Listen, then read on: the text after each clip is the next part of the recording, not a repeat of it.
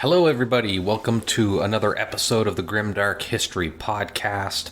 I'm your host, Jeremy Agnew. This podcast, if you've never heard it before, is a podcast that it's a history podcast that also takes a look at the historical reality of the worlds, people, and places of popular fiction. So, season one of our podcast has been exploring the historical times and places of the Warhammer 40,000 fictional universe. And this episode specifically is part 3 of a 3-part series exploring Babylon, Greater Mesopotamia, and the fall of Babylon, fall of the Tower of Babylon.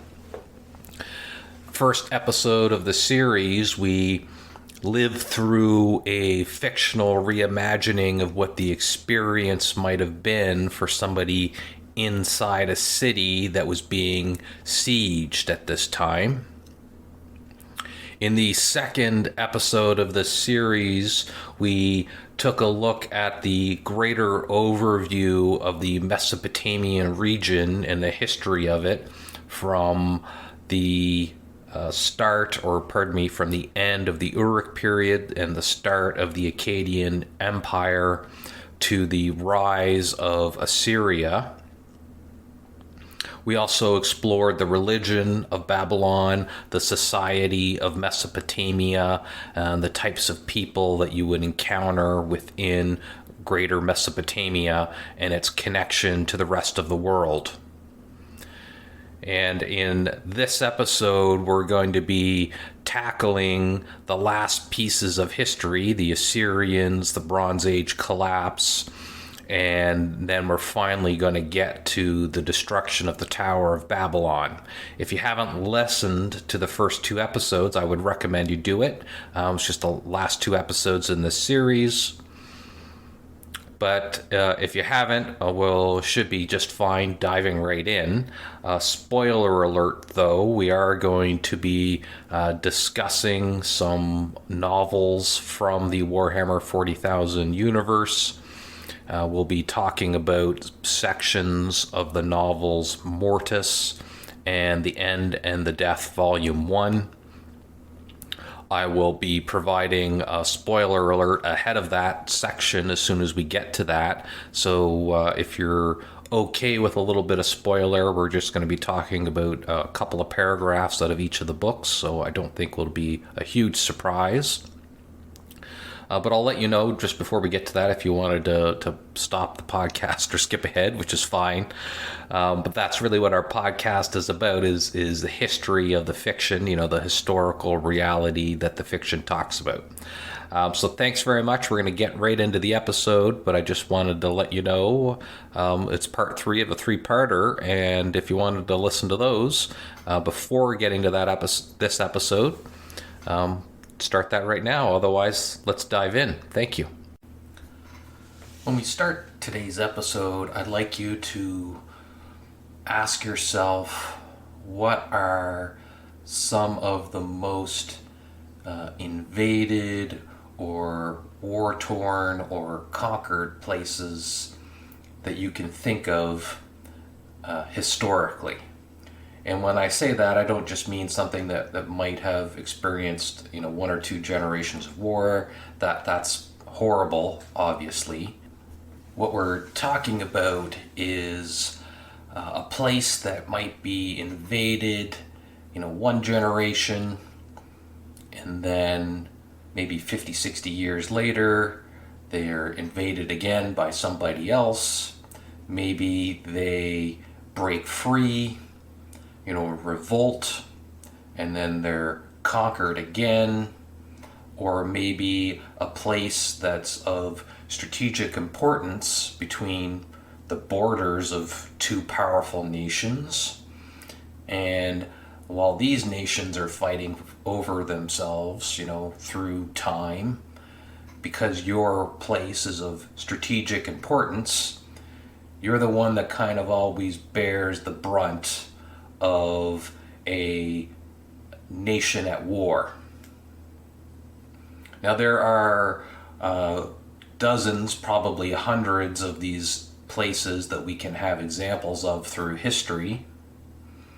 When I was trying to come up with this list myself, what popped into my head immediately was a couple of places. One of them being Alsace-Lorraine, which is a border area between France and Germany that's always kind of been an avenue for troops to move through. You've got to go, South Germany, South France to invade each other, or do you have to go through the northern areas to invade themselves? And you'll see the same in World War I and World War II. It was really the only two paths Germany had to invade France, where the Allies had to invade Germany from France. This would have been true back into medieval times. It would have been true of Napoleon, would have been true of the Romans. That was one of the ones that popped into my head right away. Another one was the island of Sicily. Specifically, the city of Palermo supposedly holds the world record through all of history of being one of the most conquered cities in the world. Was conquered, as far as we know, by the Sicani, the Phoenicians, the Greeks, the Romans, the Phoenicians, the Romans again, Muslim Arabian Empire, the Normans, the Holy Roman Empire, the Swabians, the Angevins, Aragonese, Spain, Bourbon, and finally Garibaldi during the Italian reunification. There's probably more in that list that I missed. Jerusalem is one of those places. It was invaded by the Jewish, or the people of Israel. They weren't Jewish at the time. Then the Egyptians, the Babylonians, the Greeks, the Romans, the Arabs, the First Crusade, the Mamluks, the Ottomans, the British. That's quite a few people. Kiev, speaking of places that are fought over quite a bit, that's in the news a lot today. First, the settled by, I shouldn't say necessarily settled, but the Viking forces set up trading posts there, displacing the native population that was there. Then the Mongols, Lithuanians, Catherine the Great and the burgeoning Russian Empire, Bolsheviks, Germans, Russians, Soviet invasion, Germans again, and finally Russia yet again invading. And there's other places like that as well. And I wonder in my head, what does that do to a native population? Assuming that they're not obliterated in one of these invasions. What I talked about in my first episode of the series, when we talked about what happens when a city is sacked, and certainly a lot of times in history, a lot of populations have been utterly obliterated. That might mean, you murder the entire population. Maybe you just enslave them and disperse them throughout an empire, such that, there's only one or two family members around, and you just kind of lose your identity over generations. You could be, instead of obliterated or enslaved, the city might be integrated into the empire. Maybe they're just mandated to speak a certain language, pay taxes, maybe offer up some other goods and services to the rest of the empire. Maybe if you're have a wonderful reputation for building naval ships, a land army might conquer your city and then demand that you, as part of your taxes, build a navy for them. That happens a lot. Certainly, the Phoenicians experienced that quite a bit in the Roman and Greek wars. Then there's other things that could be happening to you. Instead of being integrated, maybe you're just kind of left as is. You're just one of those little teeny cities that's on the way to a larger, more strategic place. You're not big enough to defend yourself, so when an army shows up outside your city gates, you just open the doors to them and say, "Come on in, guys. What can we do? What do you need?" "Oh, you want us to swear fealty to you? Sure. Yep. And here's some bread. Here's some grain. You need some more spears? Here you go. Take what we got. Need a place to stay? Sure. Let me clear out some families so that your army can sleep in some beds." Whatever that is. Probably variations of that happened quite a bit. When you think of Alexander the Great, when he conquered the Achaemenid Empire, he did not go through and besiege every single city he came across. He would go to the big main city in a region, conquer them, and when there was no army left, all the neighboring cities generally just capitulated to him. You could be one of those cities. Or maybe you're an important city, but not yet big enough, or maybe you're not competent enough, or you've been conquered so many times, you're constantly under the threat of being invaded that people are always basically stealing, enslaving, or murdering parts of your population that would be strong enough to fight back. Remember if you've listened to some of my earlier episodes, we always talked about what it was like to be one of those cities forced to give tribute. Tribute can be in the form of money, could be in the form of goods, could be in the form of manual labor. So these are some of the things that can happen to a city or to a place or to a people as they're being conquered over and over and over again. And when you're in one of these border areas, or you're in a spot that's of strategic importance, you're in one of the few valley areas wide enough to move an army through between mountains, or maybe you're not quite at the mountains that might form, a natural geographic border between nations. The big boy on the block tends to conquer all the cities up to the natural borders that they would face. And the influences from these invading forces, they can leave different types of marks on your society. It could be cultural, they leave a mark of language, certain ways words are pronounced, maybe just certain words integrate themselves into the language. They can change the shape of your religion. The everyday practices of the people could evolve, or could go the opposite way. It might reinforce the distinctiveness of the city.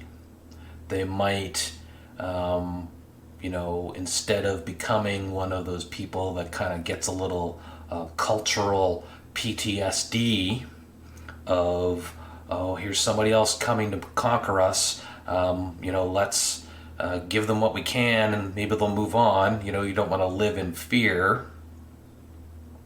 Maybe the opposite of that happens. Maybe every chance you get, you fight for your freedom. Maybe as soon as the army that conquers you leaves for their annual tribute again. They didn't, you managed to maybe lie and hide some of your wealth from them. Oh, we didn't get a whole lot of rain here last year. Our grain harvest was low. This is the only thing we've been able to get you. The silver mines, the veins, running low. We're digging to find new veins, but here's all the silver we've been able to get. Or we had a lot of people die from plague this year. Smallpox ran through the population, and all we've got for our annual tribute of slaves or people to be part of your army is just a small little group here. You can think of different ways people build a revolt. You lie whatever you can in order to squirrel away supplies, whatever those may be. Supplies could be manpower. Supplies could be food, could be materials used to either make or purchase weapons. It could be the weapons themselves that you hide. This is some of the things that would happen even today if a people were trying to throw off what they would see as the yoke of an oppressive civilization that doesn't belong there. And I wanted to open with this, generalized question, because one of the main characters in our story is the Assyrian people. And certainly when you think about the Assyrian Empire, if you're at all done any research or stumbled upon the story of Babylon and Assyria, you've come across probably some horrible things they did to the people they conquered. But there's a part of the story that doesn't get told very often. If you're a news person or you're somebody developing a podcast and you want to talk about Assyrians, or you want to get maybe sexy with it, something that's catchy and shocking to draw the people to listen, you can always hear that somebody, the news editor in the background saying, if it bleeds, it leads. So the more we can talk about atrocities and how cruel they are, the more sexy it is, the more attractive it is to draw people to listen to it. And we will get to that. It is a part of the Assyrian history and story. But before we get to that part, we needed to talk about what I was talking about at the start of this podcast. What's it like when you're people in a region that's constantly being conquered by other people? What would that do to you as a population psychologically? So much that it would ingrain into your collective social practices. This is one of the things that I like to think about when I think about how does Assyria start.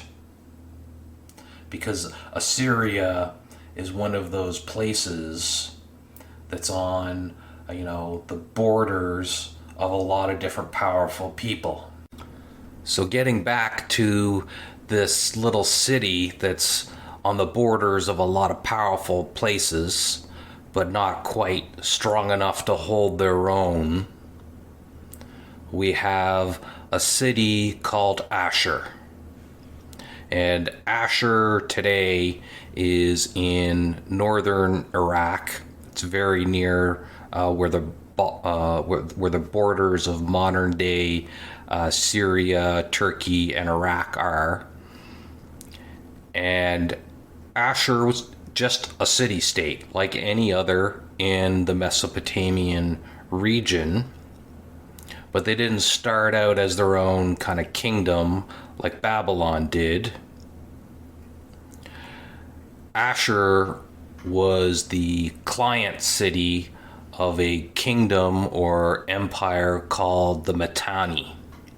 And the Mitanni, if you're looking at a map of Google Earth right now and you kind of zoom in on Turkey, Syria, Armenia, and Iraq, you will see an area that's roughly the size of the Mitanni Empire. If you wanted to draw a little circle, that would be in between Turkey, Syria, Armenia, and Iraq.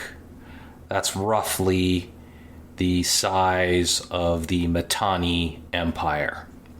They were at war very often with the Hittites, who controlled a good chunk of Turkey. They were at war with other border areas, and this is in the early period. This is in pre-Bronze Age collapse. We're talking about somebody who's contemporary with Sargon the Great from my last episode. And what Ashur does is what I talked about. You know, they squirrel away whatever they can, and every time the Mitanni show up for tribute, they give them their tribute, and they take what they can, they squirrel away what they can, and the Mitanni leave. And when the Mitanni leave, the city of Ashur, when they think they're ready, they declare independence, and they try to build their own kingdom, and then the Mitanni come and beat them up a bit and conquer them again. Or the kingdom of Mesopotamia, the kingdom of Babylon, they will show up and they'll conquer them, and then they'll leave, and then the city of Ashur will declare independence, and the Babylonians will come back and fight them. Maybe they'll win, maybe they won't. Or there are border areas. There's lots and lots of different cultures and tribes around, especially around the areas of Iraq and Armenia and Georgia. There's lots of little tribes and little city-states there, and they're always coming down into Mesopotamia and Anatolia and raiding.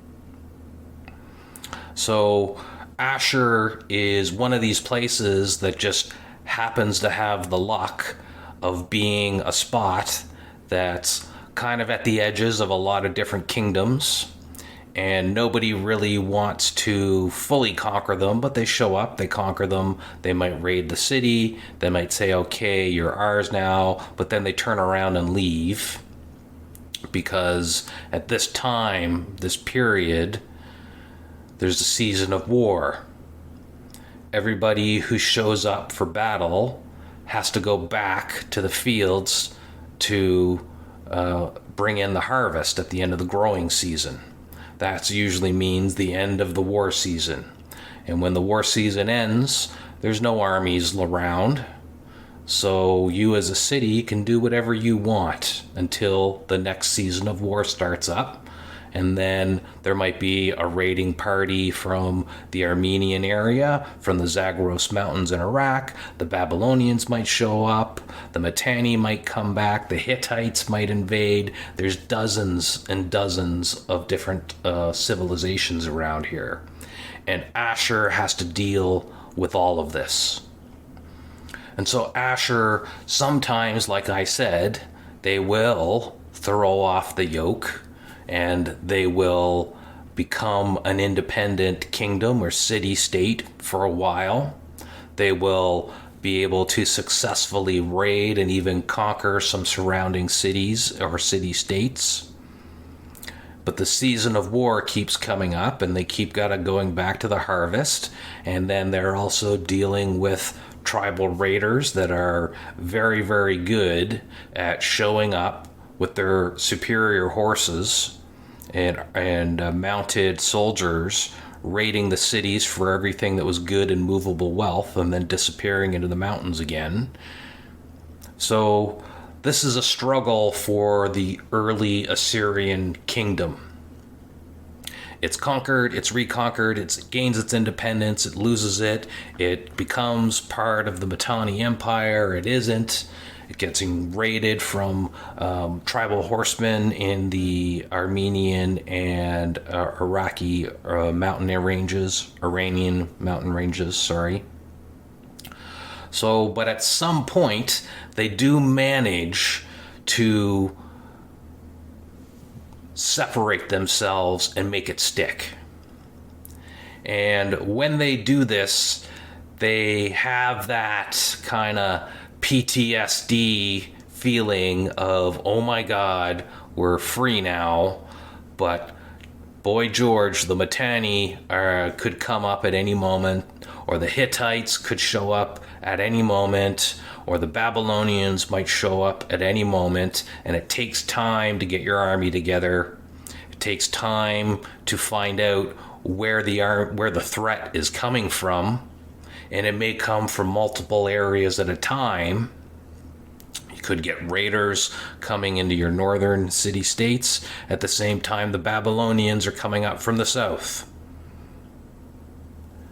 So there's a urgency, a feeling of you cannot imagine a kind of urgency or feeling of panic that you might have, that we don't have enough space between us and all these people around us who constantly want to invade us and conquer us. And your only solution is you can conquer neighboring city-states and push your borders out so that if somebody decides they're going to invade you, you've got a buffer zone. You have time. They come, they'll show up at one of the neighboring city-states, somebody that's at the edges of your borders. There'll be an army there, and maybe you can't do anything about it, but you got a guard post there. Send a letter back to the main city. Hey, there's an invading army coming from the Hittites. We got to do something about that. Or we can make sure we've got the army already there because we know they're coming, and we've got enough buffer room between us and the invading army that we can pick the battlefield that gives us the most advantage. We might have a nice open plains for our chariots to move around in, or we might have a mountainous pass where the opponent's chariots wouldn't be any good, or they can't really get a phalanx together. They've got to line up, mostly single file, move through, gives you a chance to, at the other end, kind of pick them off. You think of the Battle of Thermopylae type scenario. Surely there had to be landscapes like that in and around Ashur and Babylon. So you can see that would be an attractive option if you're one of these city-states that manages to throw off the yoke. You've managed to beat back the army decisively enough that you've got some time to breathe between the raids from the tribal horsemen in the mountain ranges and the jealous and conquering empires of the Hittites, the Mitanni, or the Babylonians. So your only option, you can, when I say only option, you can rely on alliances, but alliances isn't something that's going to necessarily last generations, and alliances aren't guaranteed. People aren't necessarily always going to honor their word, and I'll have some examples for that later on. So the really only thing that gives you any kind of guarantee is more space between your city and the opponent's army. Gives you more room, more time to get your own army assembled and moved over to fight them off. It gives you more time to be able to pick the proper battlefield that gives you the more advantage. So this is the early and middle kingdom periods of Assyria, the kingdom of Assyria and the city of Ashur and the surrounding city-states. And just to give you an idea for how many different people either invaded successfully or raided successfully the Assyrians between the early and middle period, we have the Hittites, the Babylonians, the Phrygians, the Kaskas, the Nairi, the Manians, the Kassites, the Gudians, and the Elamites, and there's even more than that. These are the main people. These are the big boys, and in between the big boys, there's lots of little tribes or little teeny city-states, especially in the northern areas. So this would be the areas of Armenia, Georgia, northern Anatolia, and the Zagros Mountains. You know, in between the Elamites and the Gudians, there's dozens of little independent tribes. And these would even band together to form the kingdom of Urartu. And they would raid Syria, and Syria would in turn raid them back. They had a reputation for having the best horses. So Assyria would often do a combination of punitive raids, go there and teach them a lesson, handicap them a bit so they can't raid them, but also a raid just for wealth. They want those horses. They want whatever wealth they have.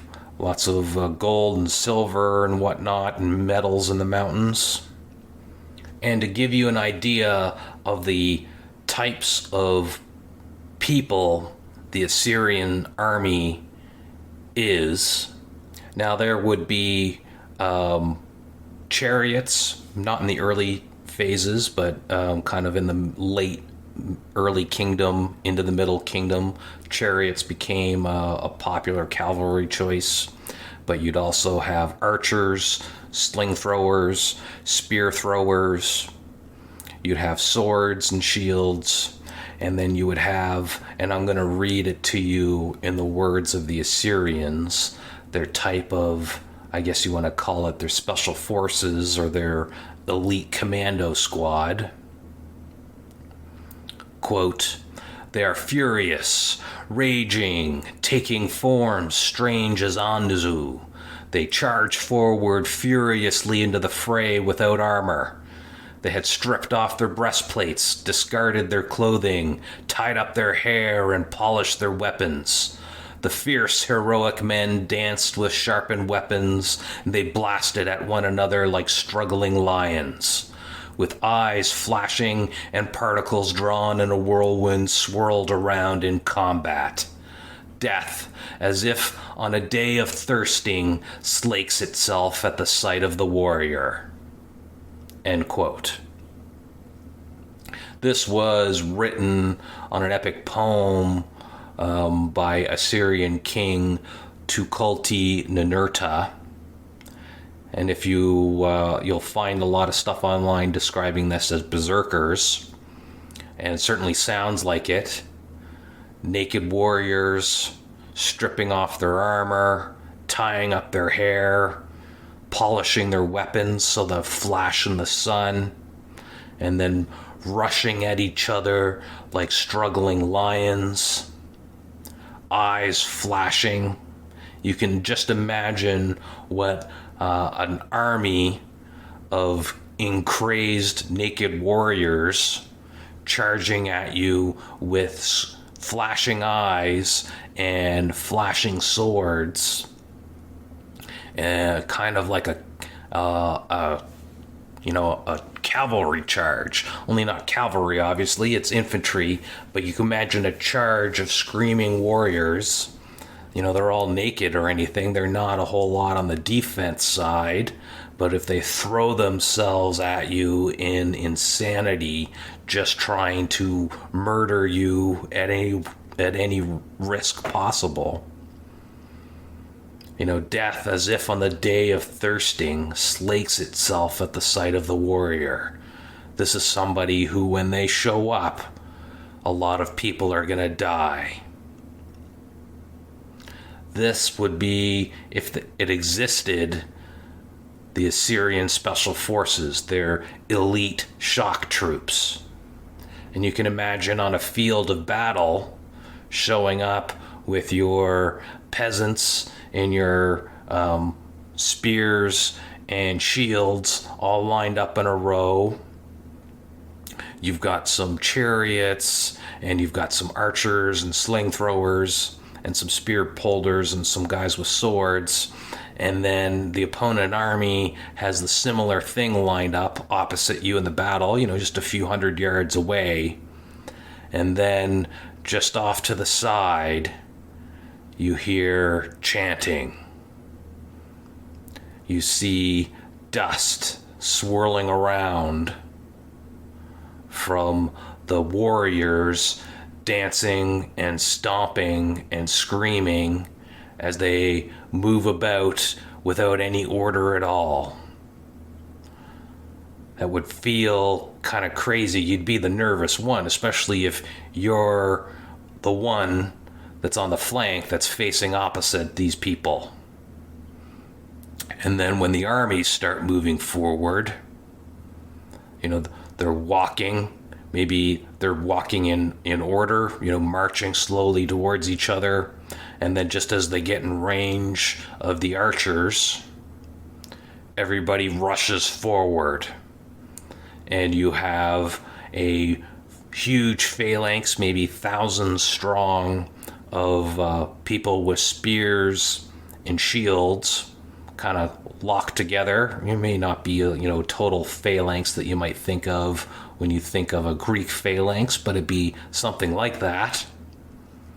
And we're moving towards you as quickly as possible to get within or out of the range of the arrows and into melee with you. And as these guys are moving forward, you have on the other flank, the one that you're on, you've got a bunch of crazy people, naked, with no shields at all, screaming and running at you so fast. They're not wearing any armor. They'd probably be moving twice as fast, maybe more, than the other peasants holding shields and wearing heavy bronze breastplates. Screaming, rushing, closing so quickly, the archers don't have a chance to really do anything. And then all of a sudden, they just leap at you like a struggling lion, right into your spears. Some of them just die right away and then drag your spears down. And then the next row's right in amongst you. And then what do? You have no spears, no shields to push against, no spears you can raise up against them. They're just pulling your shields down and hacking away. You might break pretty quickly that was happening. This is kind of what I have in my mind when I think of the Assyrian army. You have elite, crazy berserker-like shock troops striking fear and panic into the opponent's army, trying to get that break happening, the all-important morale break where people start running.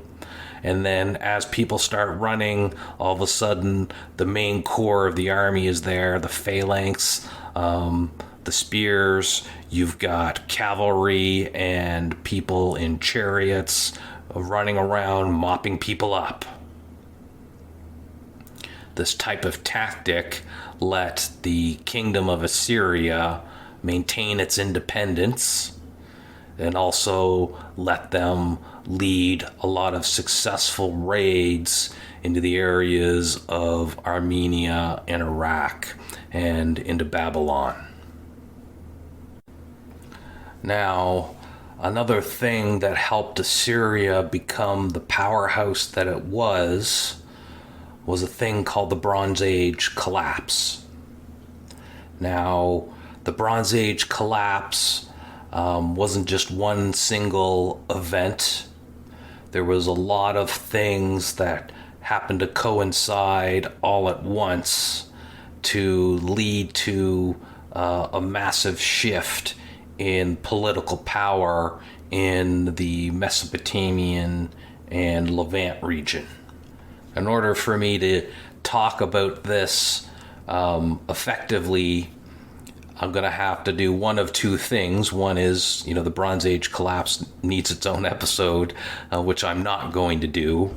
Or I'm going to give you the extremely abbreviated Cole's Notes version of the Bronze Age collapse. So, if you're educated on this, or you're hearing me and you're like, hey, what about this? You're not talking about this. You're not talking about this. You're not quite right here. You're generally right, but you're forgetting A, B, and C. You got D, E, and F. That's okay. This is not going to be an episode that's meant to be comprehensive coverage of the Bronze Age collapse. If you're not familiar with it, it's going to give you a high-level, extremely abbreviated Cole's Notes coverage of the Bronze Age collapse. And what the Bronze Age collapse was a series of events that happened over several decades. There are unrelated events, or in some cases, some of the events caused other events. And these all led to the collapse of some significant empires within the Eastern Mediterranean, North Africa, and Levant area. And several things came and happened. One of them, probably one of the ones most people think of, is the Sea Peoples. And the Sea Peoples are written about in Egypt, but we know they hit a whole lot of different places besides Egypt. Egypt just wrote about them. And who the Sea Peoples were, we know who they were. I don't have the names handy. Again, I'm not doing a detailed episode on the Bronze Age collapse, but we do know who the Sea Peoples were. They were several groups of different people, and some of them were raiders. Some of them were pirates from the Mediterranean. Some of them were likely from Italy and Sicily area. Some of them were from the Minoans. Some of them were from the Messenians. Some of them were from the Anatolia area. And what happened was a lot of different things, but what happened effectively is there was a huge migration of a lot of different people that banded together. And as they banded together, they moved through the Mediterranean, raiding and destroying cities as they went. So the Minoans' main island of Crete suffered. So did the several Mycenaean kingdoms. So when I say Mycenaean, those would be the early Greek city-states. You'd think Athens, Sparta, Corinth. These places were very early Mycenaean cities. There are a lot of little Greek cities along the edge of Anatolia on the Mediterranean, little colonies there. They were all hit. The city of Troy would have just been kind of sacked in the Trojan War just a few decades ahead of the Bronze Age collapse. If we're going by what, modern historians think, if the Trojan War happened at all, it happened roughly just a few decades before the Sea Peoples came around and the Mycenaean Empire kind of collapsed in on itself. So Mycenae enters what's called the Greek Dark Ages. They stop writing that we can find. Their script that they use, Linear B, that stops being written, and a lot of the major cities depopulate there, and a lot of people kind of transition back to a tribal, small village type lifestyle for a while. On the Anatolian side, the kingdom of the Hittite Empire, that collapses, and doesn't necessarily collapse because of the Sea Peoples. The Sea Peoples do raid them, and they raid successfully, destroying some cities. But what happens that brings the Hittite Empire down is one of those things I talked about earlier, is never let a good crisis go to waste. The Hittites, much like the Mitanni, are a kingdom that conquers a lot of civilizations, the little neighboring city-states that don't want to be part of the Hittite Empire. So when these Sea People coastal raiders start hitting the Hittite Empire and beating down parts of the army, they rise up in revolt. So there are kingdoms and little city-states in northern Anatolia, eastern Anatolia, western Anatolia. They all rise up at the same time. They take the advantage of the crisis in order to gain their independence. So the Hittite Empire gets mostly destroyed. There's a smaller little Hittite remnant that exists just north of Lebanon for a while. Speaking of Lebanon, all along the Levant, so that would be, Lebanon, parts of Syria, parts of Israel, and Judea into North Africa and Egypt. They're all raided as well by these Sea Peoples, with a lot of cities being destroyed, along with the island of Cyprus. Not all of them get destroyed, not all of them are raided or hit, but as well, Egypt gets hit, and the Egyptians write that they successfully fight them off. But they don't just successfully fight them off. What we know happens is several of these Sea People groups have women and children with them, and they get resettled in the northeastern borders of Egypt at the time. So this would be the area of modern day Israel, which we would think of as the Gaza Strip. This is a very important coastal area. It's the last port before getting into the main areas of Egypt. There's a lot of little cities there. What some of the Sea Peoples, which some of them people believe are Minoan pirates, along with other cultures, settle in this area along with the existing people. And this group that comes out of this will become what's known in the Bible as the Philistines. So Philistines are remnants of some of these Sea Peoples that have grown in with the natives Canaanites in the area. As well, as all these little things happening, there's a breakdown in the trade of bronze. And bronze is the thing that kind of, as I talked about earlier, it's the crude oil of the time. Civilizations have a hard time functioning properly without bronze tools, bronze weapons, bronze armor.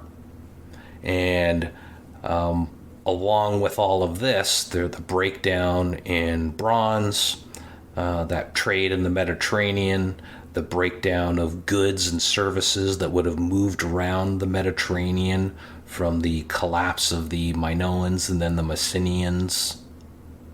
And then the raiding of the Levant area. There was a lot of coastal traders in that spot, Cyprus Island and such. And Egypt at the time isn't just dealing with mystical or mythical Sea Peoples coming out of the middle of nowhere. They're dealing with a raiding on their western coast borders. So they're struggling quite a bit. So this is an area where a lot of kingdoms that are strong suffer. They don't have the trade, they're not able to bring in as much food, they're not able to bring in as much bronze because some of them don't have sources of copper and tin on themselves to make bronze. So a lot of kingdoms, big ones, suffer. And it allows little city-states to take advantage of that, gain independence, and build their own power base. And the kingdom of Assyria takes advantage of that because Assyria has a lot of iron. Now, iron is something that's been used for quite some time, even amongst the rest of the Mesopotamian area and Anatolia and even Egypt, and well, all over the place. But iron's mostly used as a decorative thing. It's in jewelry, it's in little pieces like that. Nobody's really understanding the good way to harden it and use it as a replacement for bronze in terms of tools, armor, and weapons. But the Assyrians are one of the first people that we know of that make that leap. And they're often thought of as the first empire in the Iron Age because of this. So as the Bronze Age collapse destroys or leads to the destruction of the Hittites, to the reduction in power of the Egyptians and the Mesopotamians, it allows the Assyrians with their iron sources to take advantage and really establish themselves as a dominant power after being traded back and forth from all these kingdoms for hundreds of years. Now, another thing that happens in the Bronze Age collapse, aside from the breakdown in trade, is there was famine and drought. And both of those things cause disease, cause starvation, cause migrations, mass migrations. So there'd be refugees moving all over the place, looking for food, looking for water, getting away from disease. You know, you think about our own real experience living in, well, basically a pandemic. We had several things happen all within a few short months, within a year. We had COVID-19 shut down basically most of the world. We had a lot of farms and equipment manufacturers and packaging manufacturers that produce things that were needed to move goods around. They shut down. We had a blockage in the Suez Canal, which cut off a major trade route for several days. We had a fire in one of the main microchip manufacturers for the world, which caused a massive backlog in anything that had a computer chip in it. All of these things happened basically within a very short period of time from us during the COVID-19 pandemic, and we're still, a couple years later, not fully recovered from some of these things. You can just try and buy a car today. Would have resulted in inflation, mass migrations, we had people dying out, we had trade breakdowns, we had a war start, major one. There's all sorts of things happened during our COVID pandemic that we're still feeling the effects of today. And I know it's not a pandemic when you talk about a small region like the Eastern Mediterranean and Mesopotamia, but for that area of the world and at that time, that's basically the entire world to those people. So if trade breaks down in the Mediterranean, if there's drought in a major cash crop area that other kingdoms rely on to import grain from, if your shipment of copper and tin doesn't arrive, you can't replace your bronze tools that have been broken or your armor. You can't field an army to defend yourself with. And if your civilization is starving, your people move out of the cities and farms to somewhere else where they think there's food. This is an abbreviated version of the Bronze Age collapse.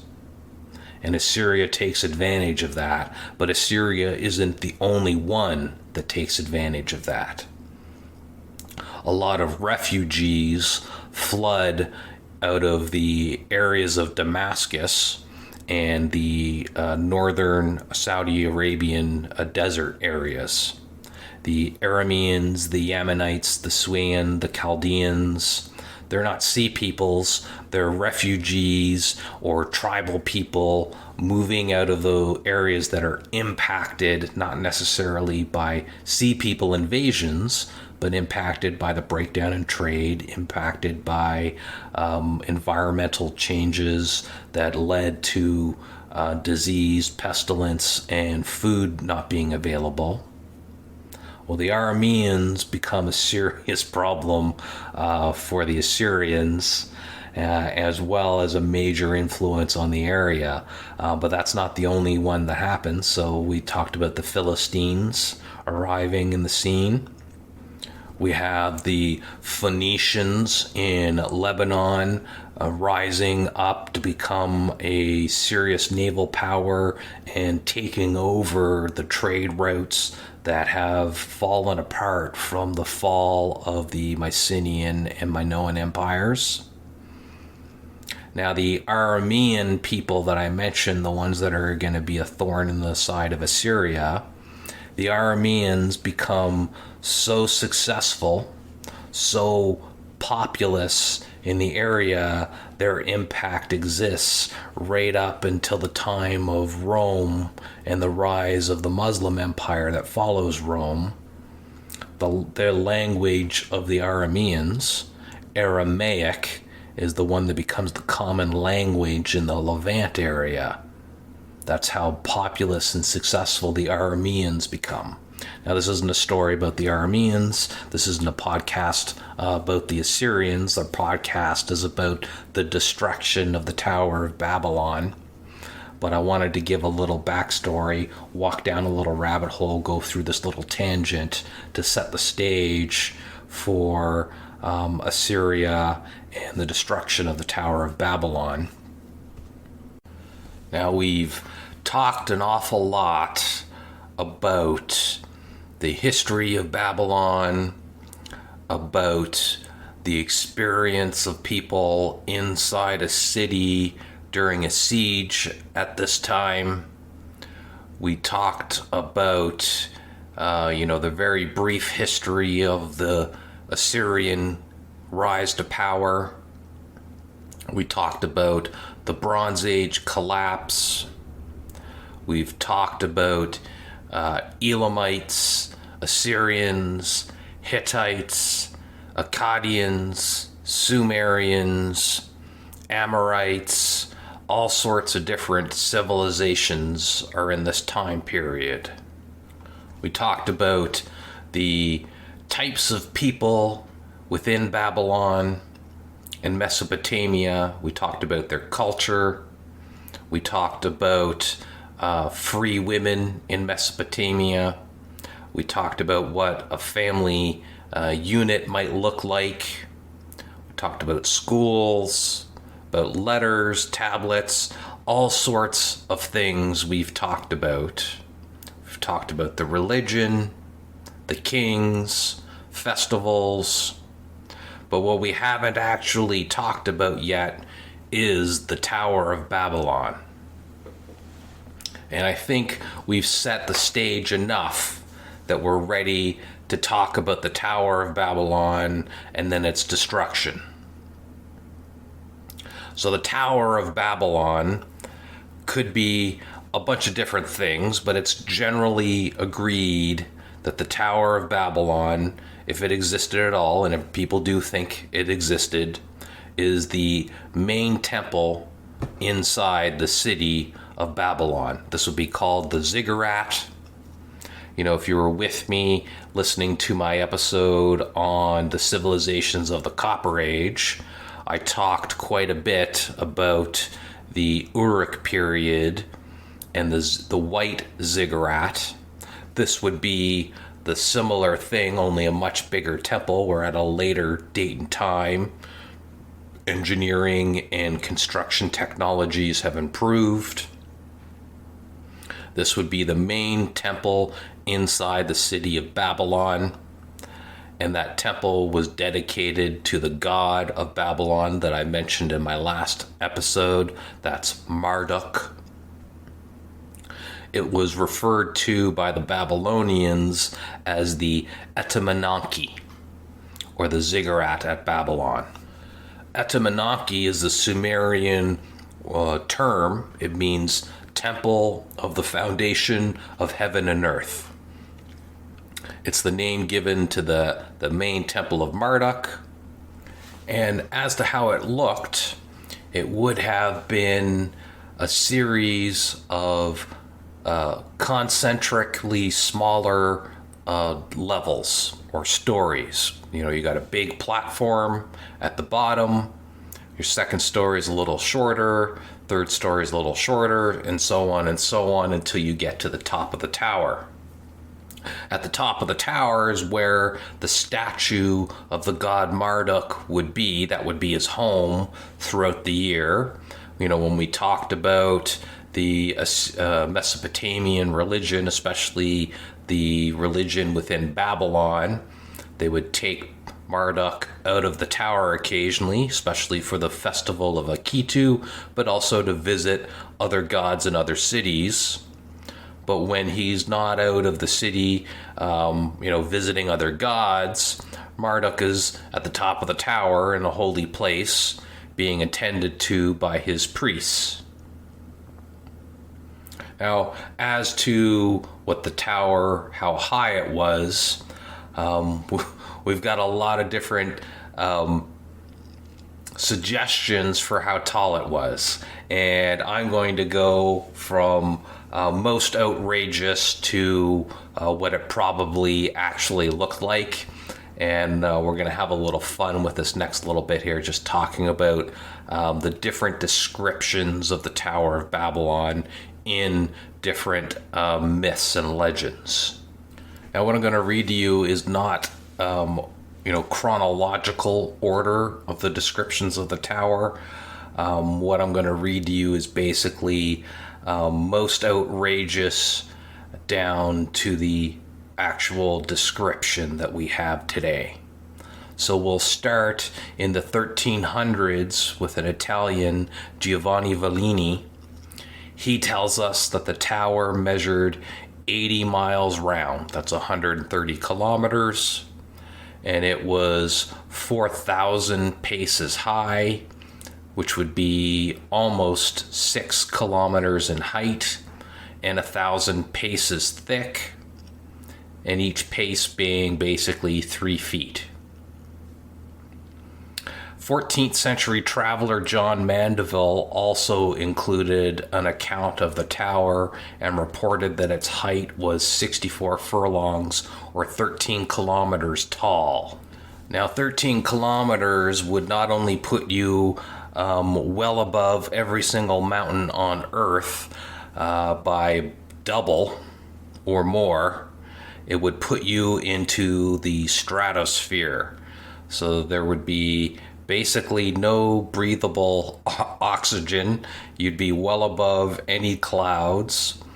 You'd also have basically no protection from ultraviolet radiation. But on the bright side, it would be basically calm at that area. There'd be almost no winds, no clouds at all. Now, the 17th century historian Verstegen tells us that the tower was 5,164 paces high, which would put us at 7.6 kilometers, which is roughly the average height of the Tibetan Plateau. So you'd at least be within breathable atmosphere, but you're basically at Mount Everest type elevations. He also tells us that there is a spiral path so wide around the tower that it contains lodgings for workers and animals. And other authors claim that there was a path wide enough to have fields for growing grain in order to feed the animals used in its construction. Now, coming down significantly in height, but no less grand in its construction, Gregory of Tours, who was from 594 Common Era, he's quoting an earlier historian, Orosius, who says the tower was laid out foursquare on a very level plain. Its walls were made of baked brick cemented with pitch and 50 cubits wide, which would be 23 meters, and 200 cubits tall, or 91 meters, and 470 stades in circumference. A stade is a Greek unit of length, and if you stick with me for our upcoming series on Alexander the Great, stades comes up quite a bit. A stade is a Greek unit of measurement. It's basically the circumference of a typical sports stadium. So it's about 176 meters in circumference is a single stade. It also had 25 gates on each side of the tower, which made out to be 100 gates in total. Now, keep in mind, this is just the temple. This is not the city. So 100 gates for accessing a temple, which is 82 kilometers in circumference. Each gate made of bronze and wonderful in size. Now, a lot of people would think when we're talking about the Tower of Babylon to think about the Bible.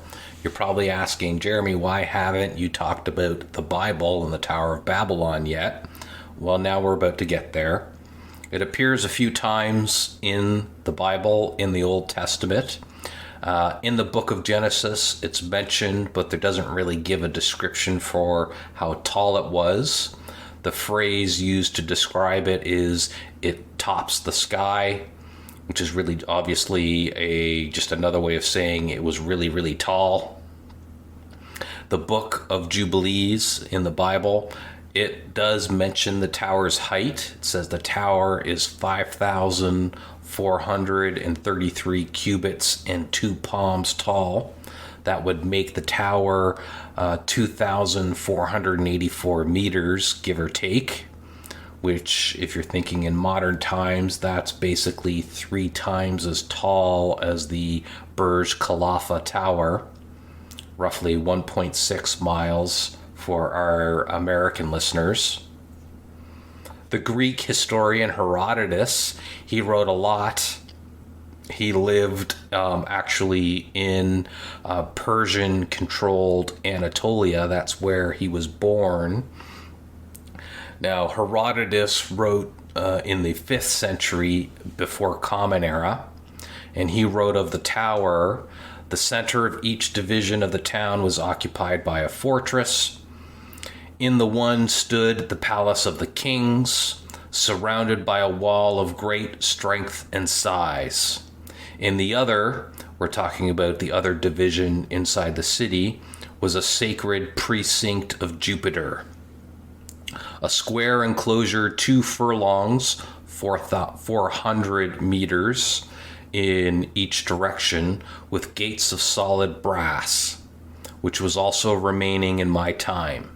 In the middle of the precinct, there was a tower of solid masonry, a furlong in length and width, about 200 meters, upon which was raised a second tower, and on that a third, and so on up to 8.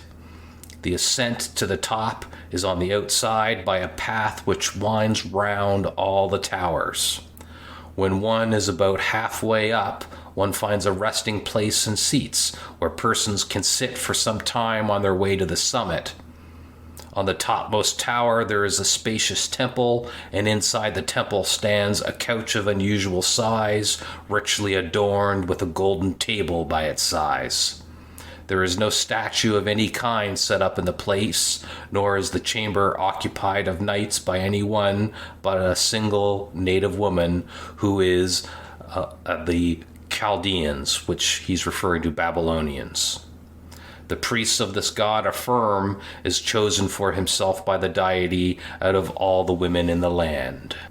Now, people who are familiar with Herodotus know him as one of the first, if not the first, historian.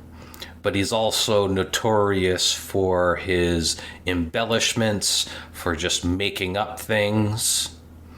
So everything that you have from Herodotus you have to take with a grain of salt, but I think it's worth taking a few minutes just to break down what I said, because up until this moment, this is the most descriptive explanation of what the tower looked like. He called the tower, basically each city within Mesopotamia would be broken down into two divisions. There would be a fortress in one division.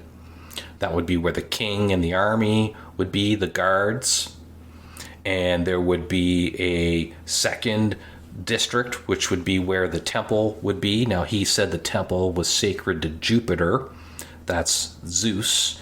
If you're thinking in Greek terms, but he, what Greek people thought of is basically they thought of gods as interchangeable. And so the word that you would think of for your high god, your head god, is really just the same god as their head god. You just use a different name for it. So, in Babylonians and in the city of Babylon, the head god is Marduk. In Herodotus times, the head god is Jupiter. If you're an ancient or classical Greek, the head god is Zeus. This is all interchangeable to Herodotus and other Greek people. So when he's talking about Jupiter, he's really talking about the Babylonian god Marduk. So he's identifying the tower as being for the god Marduk. So the tower district is 200 meters square. And inside this 200-meter district, there is a temple, and the temple sits on a platform. So you have to walk up the platform. It's made of solid masonry, which would have been composed of waterproof or glazed bricks at the time.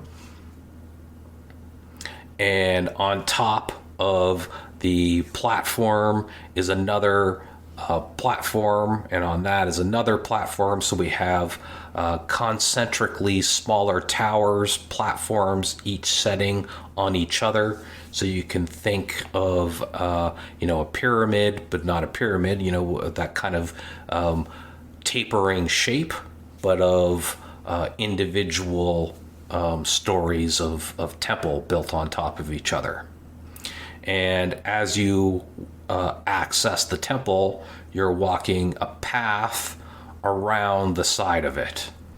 So you'd be thinking, you walk up to the temple, you go through one of these giant brass gates to access the temple district, and in there you're seeing the first platform of the tower, which is solid masonry and about 200 meters square, 200 meters on each side. So that's quite a massive base to the tower. And then on the side of that base, there would be a path that you would walk, probably several people wide, enabling you to walk up to the tower. And it would wind all the way around the tower. And we have 8 platforms in height going around the tower. Now, he doesn't tell us how tall the tower is, but he does tell us halfway up the tower. So we're on the 4th level of the tower, going up to 8 in total. On that halfway point, you'd be well above the city. And at that point, there'd be a resting area. You almost call it a look-off point. If you were building a modern tower today, you'd have a spot for tourists or travelers to be able to stop and rest. You can imagine how tired you'd be walking up a several 100-meter hill. Stop, rest, enjoy the view. Maybe begin kind of getting that communion feeling of being close to a god, a sky god, as you rise above the plains. Remember, Babylon is on a huge plain. And as you get up to the top of the tower, you're at the 8th level now. You'd be well above the entirety of the city. You could look out basically to the end of the earth. And as you go inside the actual temple area, this would be where pilgrims would be received, where they would give offerings to Marduk. In there you would see a giant couch that would be richly adorned, is how it's described. So how you might imagine it would be draped in the finest linens, maybe even silk that might have made its way from China. It might have, the most ambitiously decorated linen cloth. Might have jewelry adorned on it, bits of gold, silver. Maybe the skins from lions and other animals might drape around the area. Now, if you'll notice, Herodotus says there's no statue there. Now, it could be the statue of Marduk's already gone by the time Herodotus gets there. It could be Herodotus is making a third-hand or second-hand account. He's talking to somebody who was there, or talking to somebody who knew somebody who was there. This is the type of people that Herodotus gets when he's building his histories. So there might have been a statue to Marduk there, or there might not have been. Marduk could have been in his chambers. He could have been getting bathed, sung to, could have been out visiting another god during the time of the visit. Remember, I talked about how the Babylonians took their gods to visit other gods. But while Marduk, the statue, existed within the city, he would be in this temple, maybe lazing out on the couch. And attending to Marduk, or attending to the temple there, was just a single native Babylonian woman who was chosen because she was foremost out of all the women in the land. So this was probably a high priestess. Maybe somebody who was most religious, most capable of attending to the god's needs, one who could understand the will of Marduk and interpret that the best. Or maybe that was the daughter of a noble who just paid the right person. Who knows what politics was like, but I would assume that even in the temple life, politics played a game. But regardless of that, the woman that was there would probably be one of the most foremost people who was to be respected out of the entirety of the temple. So we've talked about several fictional descriptions of the Tower of Babylon. We've also talked about maybe some second or third hand accounts from Herodotus. But we also have an actual honest-to-goodness description of what the tower actually looked like. This was described on a cuneiform tablet from the city of Uruk, which would have been written at approximately 229 before Common Era. And this was actually a copy of an even older tablet. So Syriologist George Smith, who translated the tablet in 1876, he describes the height of the tower as 7 stalks, which would be approximately 91 meters, and had a square base of 91 meters on each side that was made from mud bricks with large stairs discovered around the south side of the tower and a triple gate connecting the tower with the temple district. And also a large gate on the east side of the tower, which would have connected it to what's called the Sacred Processional Road from the city of Babylon, which has actually been reconstructed in the Pergamon Museum in Berlin. Now, I know 91 meters is a far cry from 13 kilometers in height, but still, when you think of the time and age that this tower would have been built back in the early Bronze Age, 91 meters, basically 9 to 10 stories tall, for an 8-story building is a monumental achievement in architecture, construction, and mathematics. So you can imagine how impressive that tower would be, to be basically made out of, glazed mud bricks. Now, I say glazed mud bricks. In all likelihood, this tower, and I say all likelihood, it's almost a certain reality, this tower was not made out of glazed mud bricks right from the get-go. I've mentioned earlier several times mud brick. Mud brick is clay that's been formed in a brick-shaped mold and either baked in a kiln or just left out in the sun to harden for a while. So it wasn't glazed, it wasn't waterproof, at least certainly not when it was first built.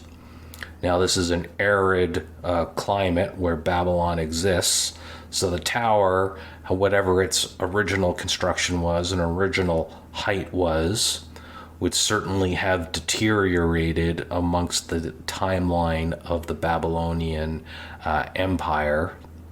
And also the city, as I will get to, by the end of this episode, was raided several times, and at least a couple of those times the tower was actually destroyed. I'll talk about those. So the tower wouldn't have been a single immutable structure that existed from the start of Babylon in the Akkadian period straight up into the Assyrian times.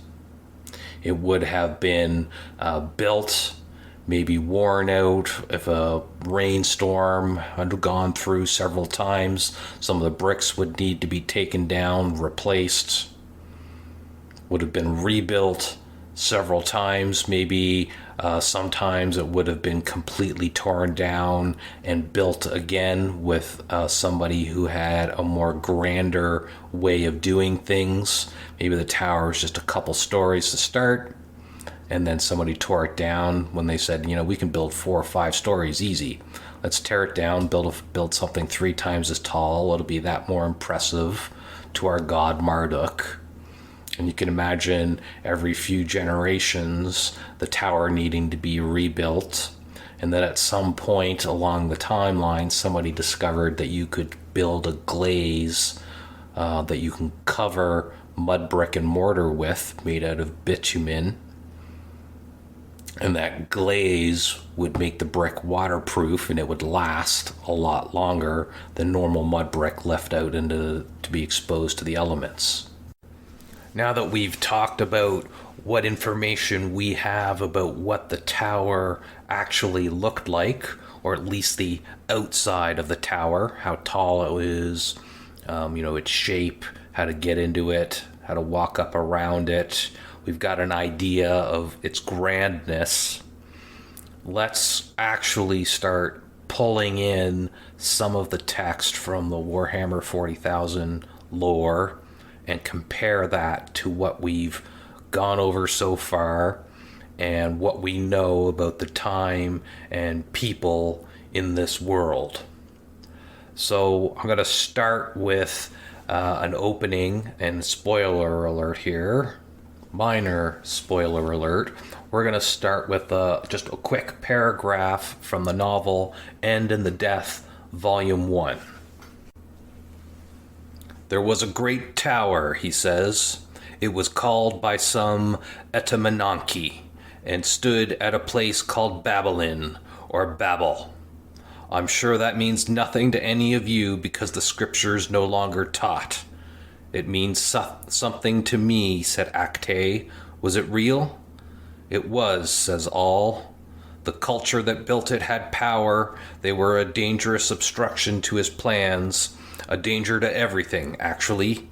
They had weaponized language, enuncia they called it. I was his war master, his friend.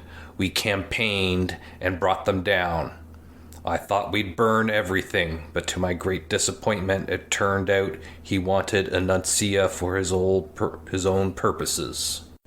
So we have from this that we are definitely talking about the Etemenanki Tower that we were talking about earlier.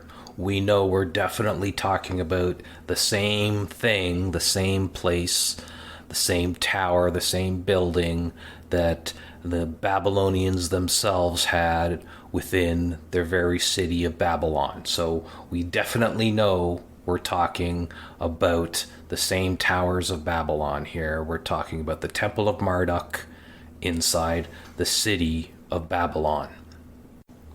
Now our next quote is got more meat to it. Our first quote was really just to make sure we're at least in the right place. We're talking about Babylon and the city of Babylon and the Tower of Marduk, which we got. So we know from the End of the Death, Volume 1, that we're definitely haven't been wasting our time here for 3-4 hours talking about the wrong place.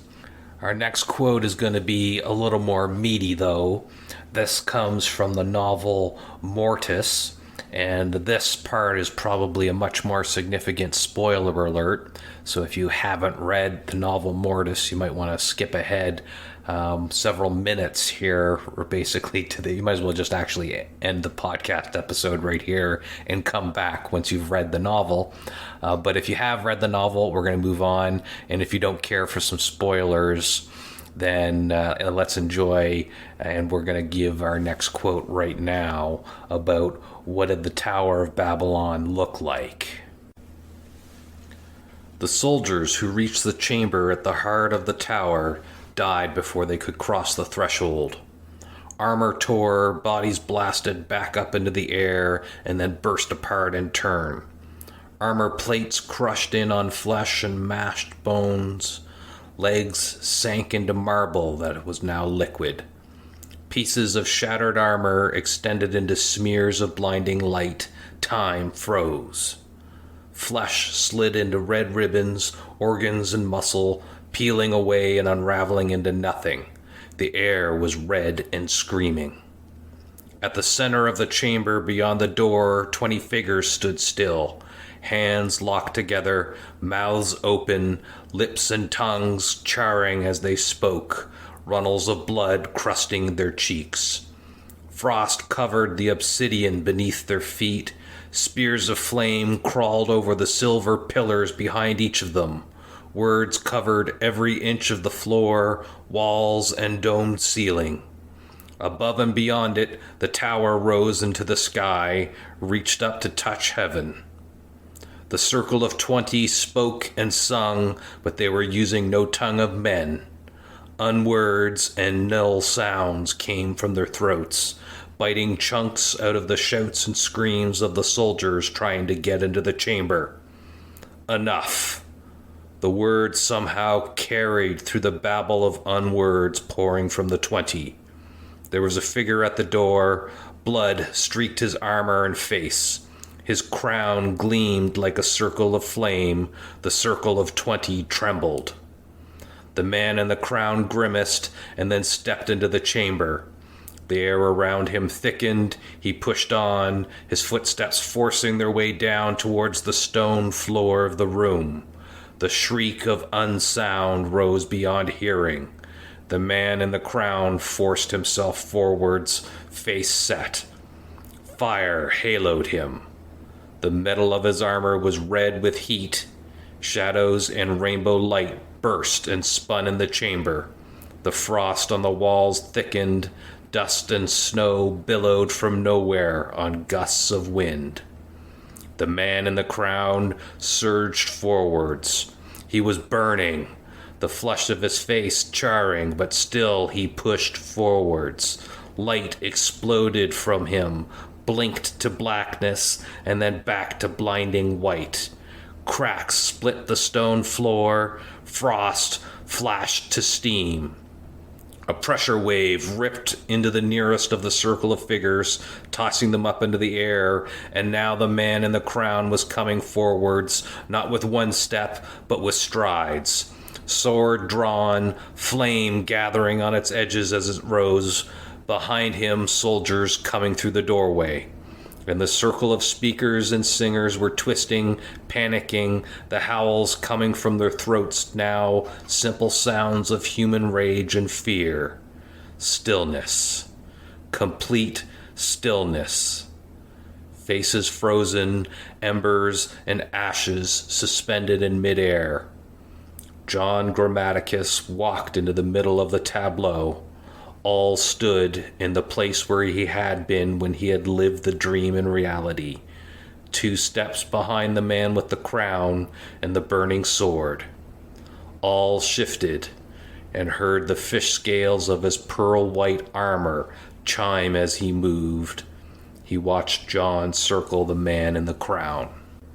Now, before I start digging into the quote and pulling apart the meat there, just to give a little context for people who maybe don't even understand what it was I just read. What we have here is 3 characters. The 2 main characters, a man by the name of All and a man by the name of John Grammaticus. Now, John Grammaticus is reliving a memory that All has experienced, and All is living through the raid of the Tower of Babylon. So he's reliving this memory, and John is experiencing it with him. And there's a 3rd character here, a man with a crown and a flaming sword. So this is the gist of what it was, the context of what it was I was reading here. But the important part for you, if you've never understood any of this, is we have a description of the inside of the Tower of Babylon, and we have a loose description of some of the people that are there too. And that's why I read such a long quote, because in and amongst that whole little quote was little tidbits of information that we're going to talk about right now. So in and amongst that whole description was little pieces of information about what did the inside of the Tower of Babylon look like. It had marble floors. It also had sections of obsidian that these 20 figures were standing on. It had stone floors, maybe also just talking about marble, just referring to it as stone. It had silver pillars. So we have an idea of some of the materials used in the construction, or at least to adorn the inside of the Tower of Babylon in the fiction. So I thought it would be interesting to see how close this description would be to an actual temple in Mesopotamia during the time frame that we're talking about. Now, I had to do a heck of a lot of research to be able to confirm whether or not obsidian was even used as a construction material in Mesopotamia. And I took a long time, but I did find a paper, or be more accurate to call it an article, written for the Journal of Lithic Studies The article was written by Elizabeth Healy from the University of Manchester. The article was published in 2021 by Elizabeth Healy, and it's titled not only Tool Stone, Other Ways of Using Obsidian in the Near East. And the article goes into quite extensive analysis and proof about all the ways obsidian was used in Mesopotamia over ancient and prehistory periods.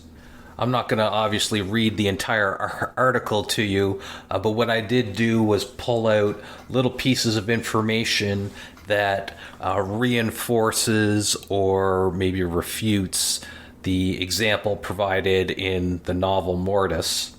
So we'll start off with the fact that we have these mysterious 20 figures, these priests in the Temple of Marduk, the Temple of Babylon, standing on obsidian stones.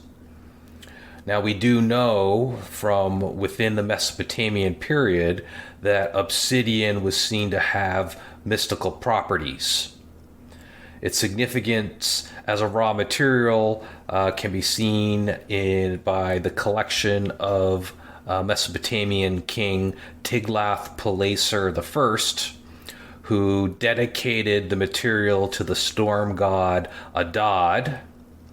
Sargon II, also I think an Assyrian king, he lists obsidian as among the precious stones dedicated to the god Marduk. So Marduk is, of course, the god that inhabits the Etemenanki, the Temple of Babylon. So we have a direct connection from an actual Mesopotamian king, Sargon II, to its use specifically in the Temple of Babylon. So I like that we have obsidian inside the Temple of Marduk, also in the novel, and we can find examples of the same material being used in the same temple in real life. Now, we know obsidian was used in jewelry, and we know, at least from the words of Sargon II, that he considered obsidian to have enough value to be worth giving or donating to the Temple of Marduk in Babylon, but we don't really have anything yet that says it's used as a construction material. This is something people are standing on. So we did find some interesting things here, and I'm going to read a inscription from an Elamite king. That king is Untashnaparisha. Pardon my pronunciation for any Elamite speakers here. But Untashnaparisha inscribed a stone in Susa, that's a city, and he says the following: I built a high temple in bricks of gold and silver, obsidian and alabaster, and I gave it to the great god and to Inshush Enoch of Sihanouk. Whoever tears it down, destroys its brickwork, removes and takes it to another country its gold, its silver, its obsidian, its alabaster, and its brickwork, may the wrath of the great god of Inshushanak and of Karisha of Sihanouk be on him, and may his descendants not prosper under the sun. Now, tongue twisters of god names aside, what we have here is an Elamite king. And remember, from my first episode or my last episode on this, we talked about the Elamites and how they're constantly invading Mesopotamia, constantly at war between Assyrians, Babylonians. They're going back and forth. These are people who live on the borders of Mesopotamia. They're in the southwestern Iranian region, primarily on the Persian Gulf coast. and they border between Iran and Iraq. This is the Elamite region. It's mountainous, but there's also some plains areas there for farmlands and whatnot. So this Elamite king, Untashnaparisha, he's built a temple, and in the temple he has bricks of gold, bricks of silver, obsidian, and alabaster. This is the important part here. These is materials being used in the construction or the adornment or the decoration of a Mesopotamian temple. So thank you very much, Elizabeth Healy from Manchester University. Her hard work enabled my internet research to dig up some gold here, and we can confirm quite a few other parts of our original quote here. We have silver pillars, we have people standing on obsidian, and we have marble floors. Now we know for sure silver is definitely used in the construction of Mesopotamian temples. We know obsidian was used in the construction of at least some Mesopotamian temples. Now the marble floors, that's a little bit of a up in the air type of thing. So I'm going to throw a theory out there and I'll let the internet decide how they feel about it. I couldn't find, and I did quite a bit of internet research to see if I could find anything on whether or not marble was used as a construction material in Mesopotamian temples. We know it was used in parts of Egypt. We know it was used in Greek temples, of course, and Roman temples, but that's a significantly different part of the world. That's not to say rich people can't get materials from different areas of the world. We knew it happened all the time when I talked about the world of the Bronze Age and how connected it all was. That was part one of my series on Minoans and Theseus and the Minotaur. You can go back to that episode if you want to hear about the world of the Bronze Age. But as much as I tried, I couldn't find anything on marble used in construction for Mesopotamian temples. And I was able to find Elizabeth Healy's article on obsidian use in construction. So I'm thinking not necessarily that my Google foo is infallible, but probably if there is any literature about there that says marble was definitely used, it's not well known, or at least not commonly known to somebody who's not an academic within this space. But from Elizabeth's article that I just read you, from the quote I just read you about our Elamite king, he uses alabaster in the construction of his temples. And for people who aren't maybe familiar with what alabaster is, alabaster looks a lot like marble. It feels a lot like marble too.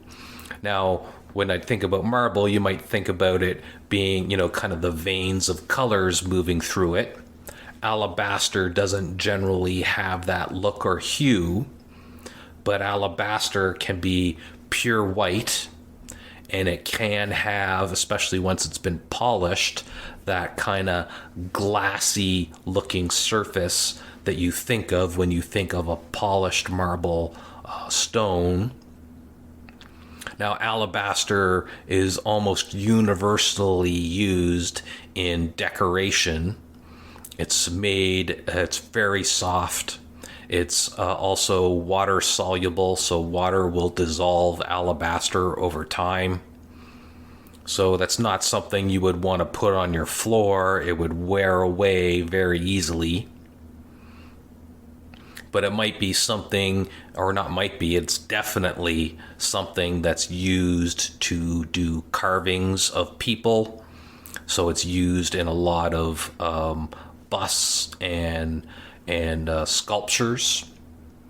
So I don't think our quote from the Warhammer lore, from the novel Mortis, is accurate, at least in terms of marble flooring being available or in use in a Mesopotamian temple. Alabaster was certainly available, and alabaster we know from our Elamite king was used. But if it was used, it probably would have been more a decorative element, maybe a statue in the temple or a design on a wall or a pillar. That's where we would see alabaster, and where somebody who maybe isn't familiar with alabaster looking at it might confuse it with marble. Now, the next little bit of meat I wanted to pull out of that extended quote was the descriptions of our two figures in the story. We have a man in a crown with a flaming sword, and we have a man with fish scale pearl white armor. Now, I don't know about you, but I'll just ask yourself the question, what do you think of when you think of a man in a crown? You might think of a typical crown you might see on the King of England. You might think of a crown of a Holy Roman Empire, maybe the crown of Lombardy, the crown of the King of England, King of Spain. That's not what we're talking about. It can't even be possible what we're talking about when we're talking about crowns at this time. Now, the King of Egypt has a crown, but if you can picture the King of Egypt, you're probably not thinking of the typical crown you wore just a moment ago. The crown of the King of Egypt is really kind of a fancy-looking hat. It's a combination of two crowns, Upper and Lower Egypt's, the crowns of those places together, but it's kind of just a big hat of, a fancy, elaborate hat. I don't want to, talk down about it or anything, but when you think of a crown and then you think of a fancy hat, and then you see the crown of Egypt, you think it's kind of more like a fancy, extravagant hat. Then there is, maybe you might think of, the period of Greeks and early Romans. When we're thinking of crowns and we're talking about people from the Greek period and the Roman period, we might be thinking more along the lines of a wreath or a laurel that would be sitting on someone's head. And then there is, the crown of the Persian First Achaemenid Empire. That would be more along the lines of a wreath or a laurel. We would call it a diadem. It's a circular object that sits around your head, kind of like a bangle, but sitting on your head instead of around your wrist. It might have some ornamentation on it, but certainly not, gold and studded gemstones that you would think of when you think of the Crown of England or anything. So it's something that sets you apart from the average person, but it's not an elaborate, fancy crown that you might think of.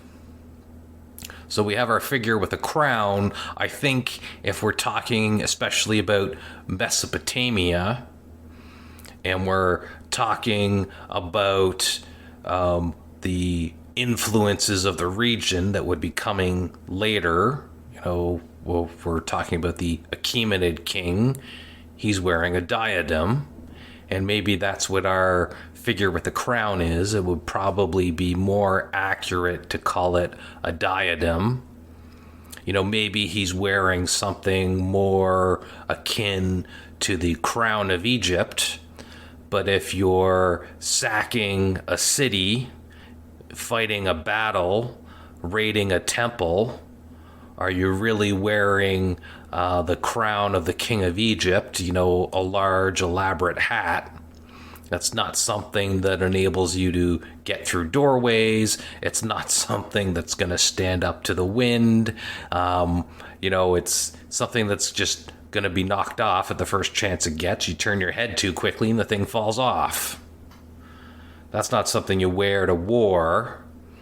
So if you're wearing a crown and we have our figure with the crown and his flaming sword, I would probably be more apt to think it's closer to a diadem that our Persian Achaemenid kings would be wearing, or a laurel like our future Greek and Roman people would be wearing. Now, the last piece of that extended quote that I talked about, we've yet to discuss, is the pearl white fish scale armor of our character by the name of Al from the raiding of the Temple of Babylon. So try as I might, and I spent hours and hours looking for any examples of pearl white armor or white armor or fish scale armor in and amongst the Mediterranean for really any amount of time into the Bronze and early Iron Age, and I wasn't able to find it. Now, I did find scale armor. So scale armor, fish scale armor, and a related type of armor called laminar plate or laminar scale armor. All of those were available in Mesopotamia in the Bronze Age and Iron Age. So Mesopotamia had been using bronze scale mail armor since about 2100 BCE. We have drawings and representations on the tomb of Kenamon, who lived in Egypt during the reign of Amenhotep II. That would have been around 1430 BCE. So we know fish scale armor was available, and you'd think if you're the highest level officer of the king, you'd probably have access to that quality level of armor. So certainly a fish scale armor would not be out of the realm of possibility. Now, 8th century BCE Assyrian charioteers often wore full body laminar or scale mail armor from the top of the head right down to their ankles. The head was covered in a coif or a hood that would be attached to the armor, and that was also made of mail. And some of them would wear more of a short-sleeved robe, go down to the knee height, roughly, rather than all the way down to the ankles. Now remember, Mesopotamians, they're not wearing pants at this time. So when you think of armor, especially if you're thinking or trying to picture somebody wearing fish scale mail armor in Mesopotamia at this time, this is a shirt that extends at least down to the knees, and oftentimes would go all the way down to the ankles. Or if it didn't go down to the ankles, you would have a bronze armor plate protecting your shins. So our character here wearing this pearl white fish scale armor, he's wearing something that looks like that. Now, I did find examples of ivory used in armor making, and if you want more information on that, I talked about it quite extensively in my episode on Theseus and the Minotaur. We discussed Minoan armor, but also Mycenaeans used ivory in their armors. You can find lots of pictures online of ivory plates used on helmets.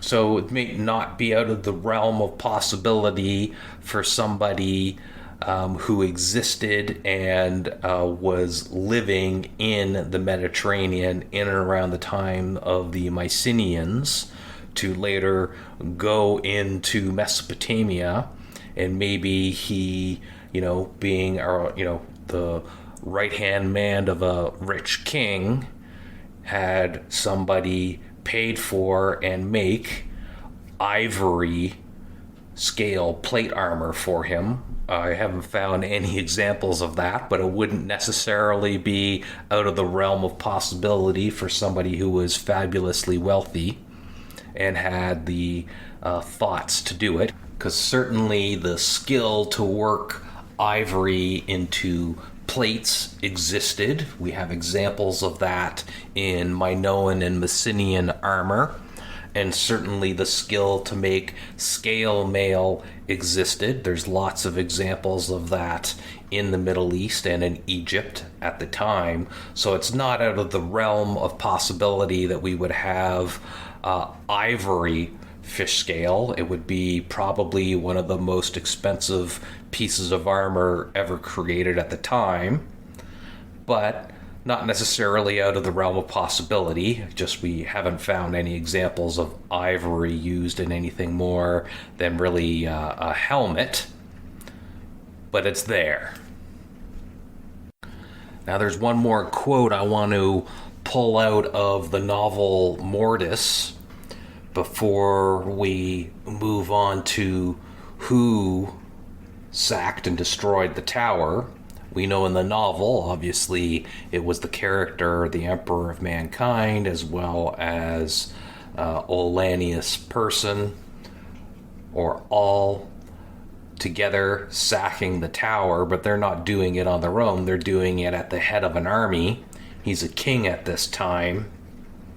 But before we talk about who he was, who the king is that destroys the Etmananki Tower, the Tower of Marduk, the tower in the city of Babylon, I got one more quote I wanted to pull up because it's going to give us something of a time that we can use to maybe make an educated guess, or a reasonable educated guess, as to who actually the Emperor of Mankind might have been in the novel. All did not reply, but bent down to where a crystal bowl lay on the floor. It had shattered as it hit the tiles. Pieces hung in the air above the impact point. He saw the image of a bull-headed man, neck thrown back as another man opened its throat with a knife. Now, why I wanted to pull that out is because we're talking about a specific piece of technology here. We have a shattered crystal bowl. Now, we could be talking about, or when I say we, the author could be talking about, mineral crystal. And certainly that's possible. It was, there's lots of evidence of various mineral crystals being used in Mesopotamia all through its history and prehistory, right into Roman period and later. Even today crystals are used in faith healing and all sorts of stuff, believed to have mystical power. But there's another type of crystal that maybe we're talking about, and that's the type of transparent glass that we might be thinking of when you think of somebody talking about a crystal bowl. You're typically, maybe, when you hear somebody say a crystal bowl, you don't necessarily think of, a piece of mineral crystal that's been carved into a bowl shape. You usually think of a piece of transparent glass that is in the shape of a bowl. Well, the history of glass in Mesopotamia is kind of interesting. The first glass in the form of beads has been around since about 1600 BCE, discovered in around northern Iran and Azerbaijan. Glass tubes were found belonging to the Middle Elamite period That would put us around 1600, and a little early. When I say 1600 century, so around 1500 and around that time. Now, glass tubes were also used in Egypt and in Mesopotamia all over, as holding oils, holding bowls, holding whatever sacred things would need to be done. But transparent glass specifically, and that's what I'm thinking of when I think of somebody talking about a crystal bowl, not a crystal ball, a bowl, something you put liquid into or food. Transparent glass has only been around, that we've have evidence for, since about the 8th century BCE. That would put us in the early Iron Age and right in the middle of Assyrian dominance in the Mesopotamia area. So if, when we're talking about a shattered crystal bowl, what we're actually talking about is transparent glass that's been shattered, we know our latest time frame we could be in is 8th century BCE. Now that we've talked about what was inside the tower, what did the figures, the characters look like inside the tower, what was actually there in history in terms of the capabilities of materials used in construction and adornment of the tower, we've talked about this piece of transparent glass and what time frame that can come in. We talked about our fish scale armor, whether that was possible and what time frames that was available in. The only thing we haven't talked about yet, the only question left unanswered is it even possible, from what we know, to put an actual name to who the Emperor of Mankind was when the Tower of Babylon was destroyed? So let's talk about now all the different times that we know in history that the Tower of Babylon was sacked and or destroyed. And let's see if we can put some dates to that line us up with a piece of transparent glass being available. As we reach our crescendo of the history of Babylon, and we get now finally, at last, after a few hours of history here of Mesopotamia, we now get to the destruction of the Tower of Babylon.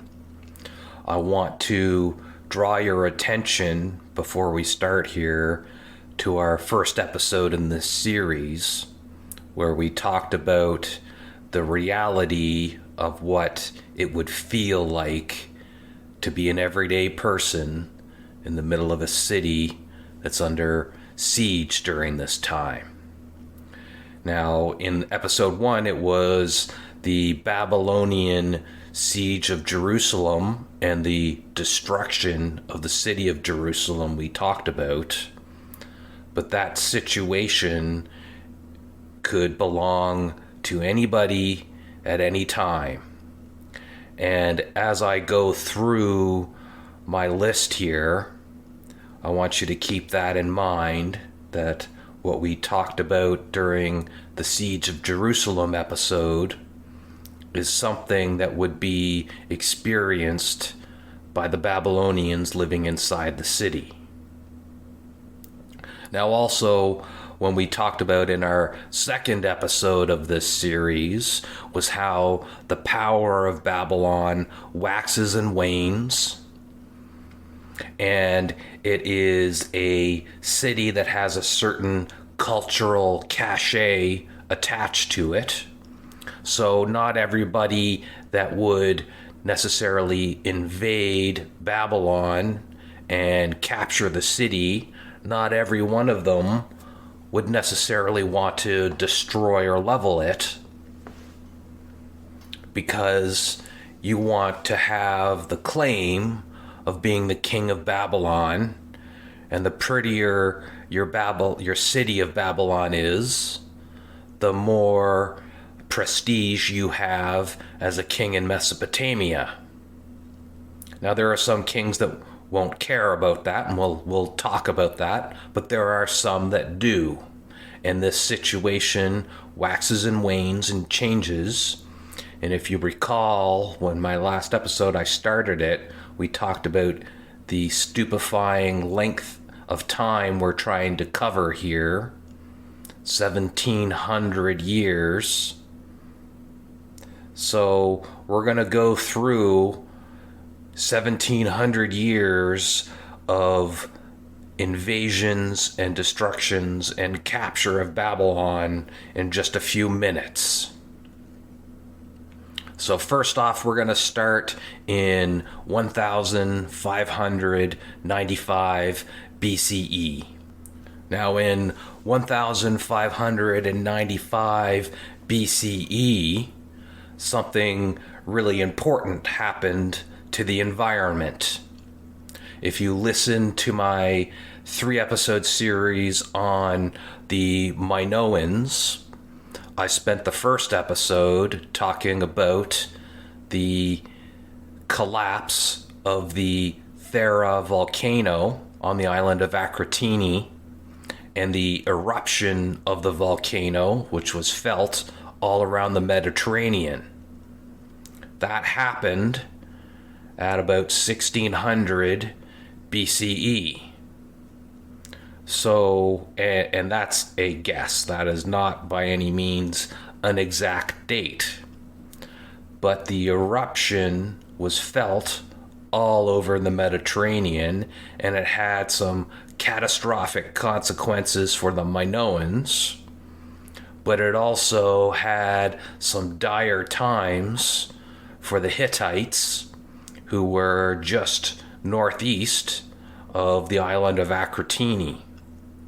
Their empire experienced an extreme famine. They had reduced crop yields, there was famine all over the kingdom, especially in the city of Hatti, which is the capital of the Hittite Empire.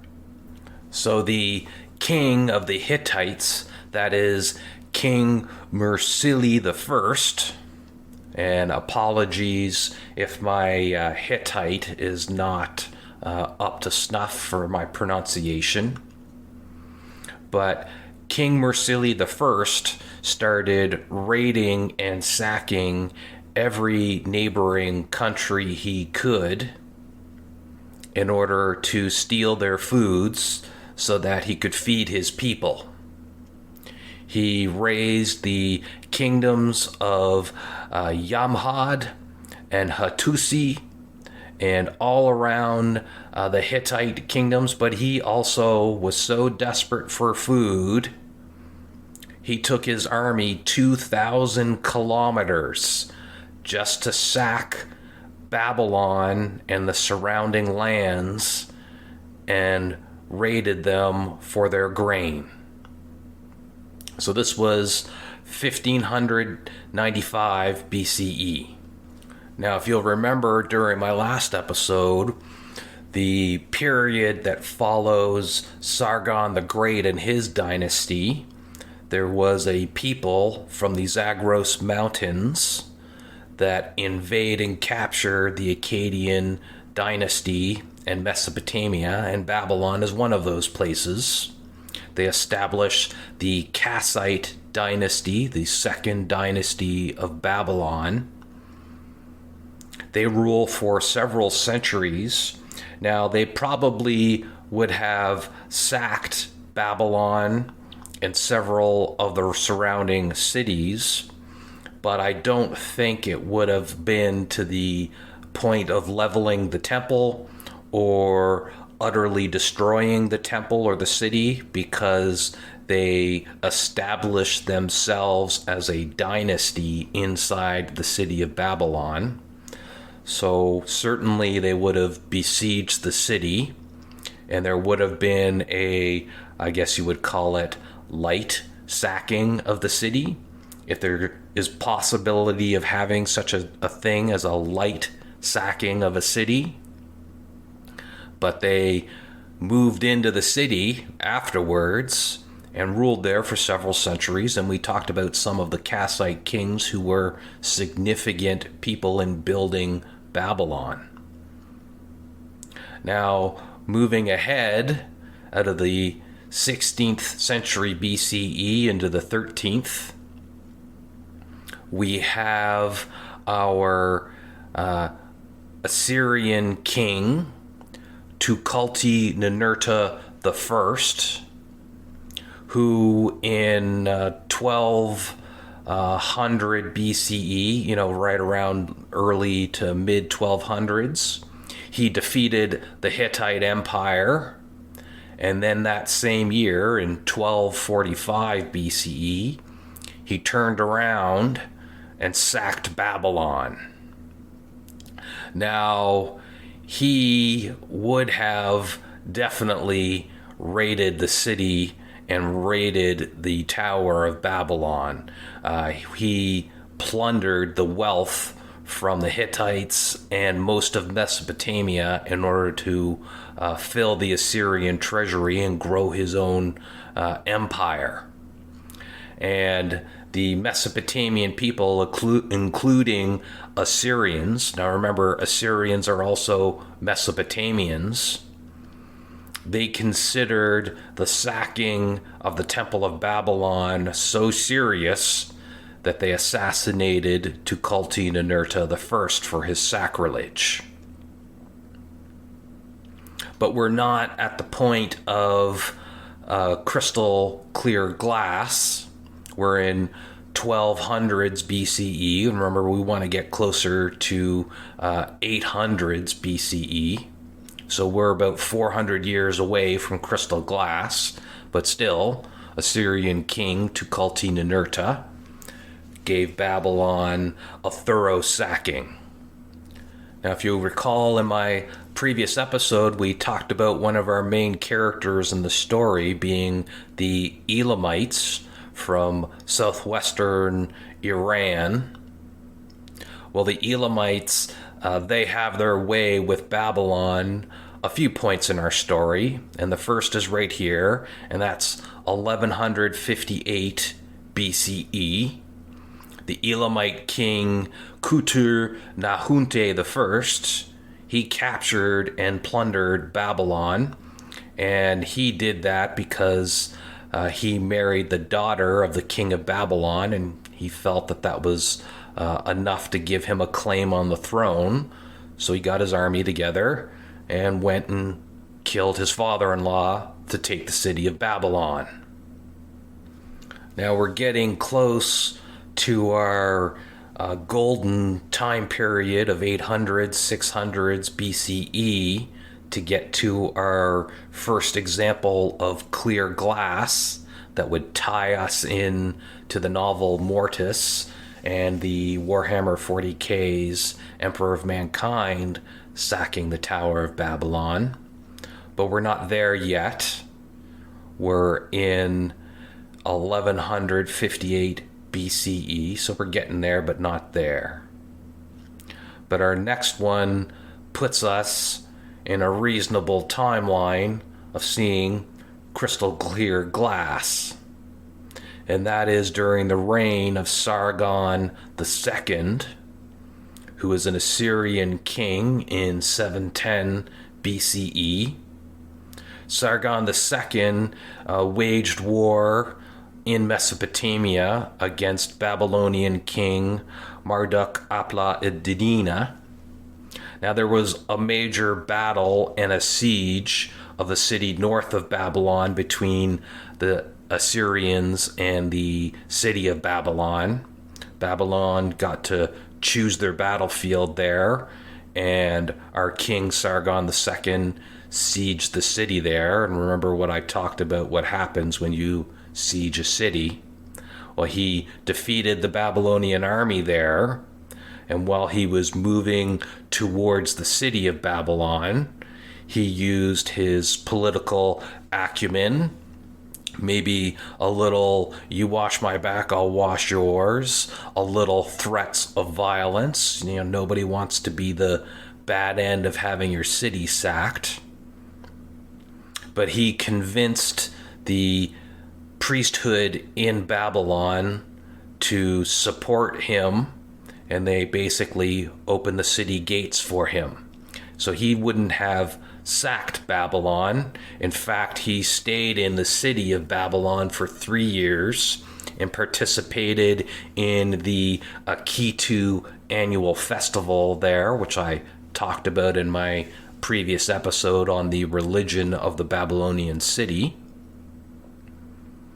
But we're about to get to probably the thing that most people who are familiar with the destruction of Babylon is, and that is Sargon II's son, who's a Assyrian king by the name of Sennacherib.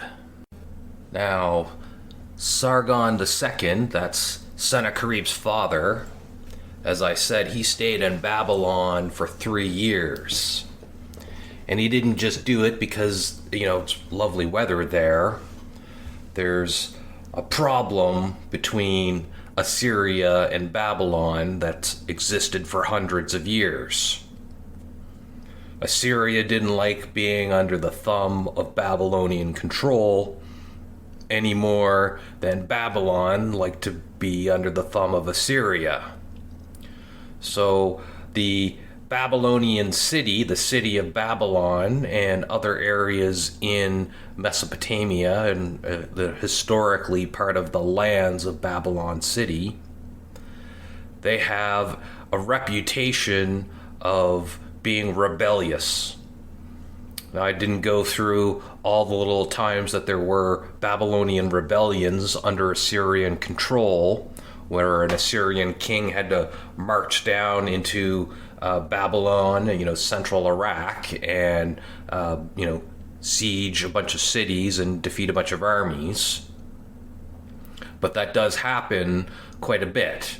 And Assyrian kings take different approaches to trying to deal with this problem.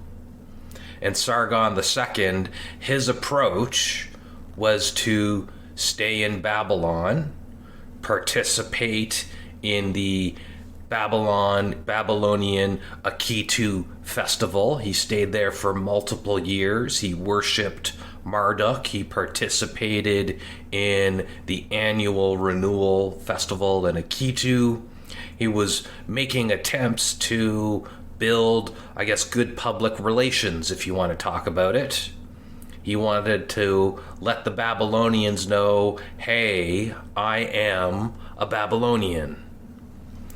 My name may be Assyrian, I may have Assyrian blood in my veins, but in my heart of hearts, I worship Marduk, I participate in Akitu, I'm one of you. And he invests in rebuilding the city and surrounding lands, so, beautifying the Babylonian region. These are attempts to kind of win hearts and minds. But Sargon II still has a public relations problem, because he deposed the Babylonian king, Marduk Apla Iddina, and our deposed king, Marduk Apla Iddina, is a rebel running around the Mesopotamian countryside, stirring up rebellion wherever he can, and Sargon, while simultaneously trying to improve public relations, is also forced to go around and hunt down Marduk Apla Iddina and killing other Babylonians while he's trying to do this. So when Sargon dies, there is a period, and this isn't necessarily just unique to Sargon II. This is a problem that almost every king in the entirety of human history experiences.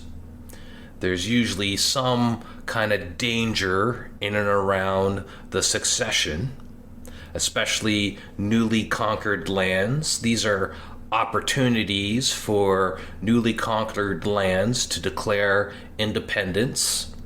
The state of the army may be in question, especially if who is going to succeed the king isn't a 100% lock, or isn't somebody who's trusted to be, a proper king.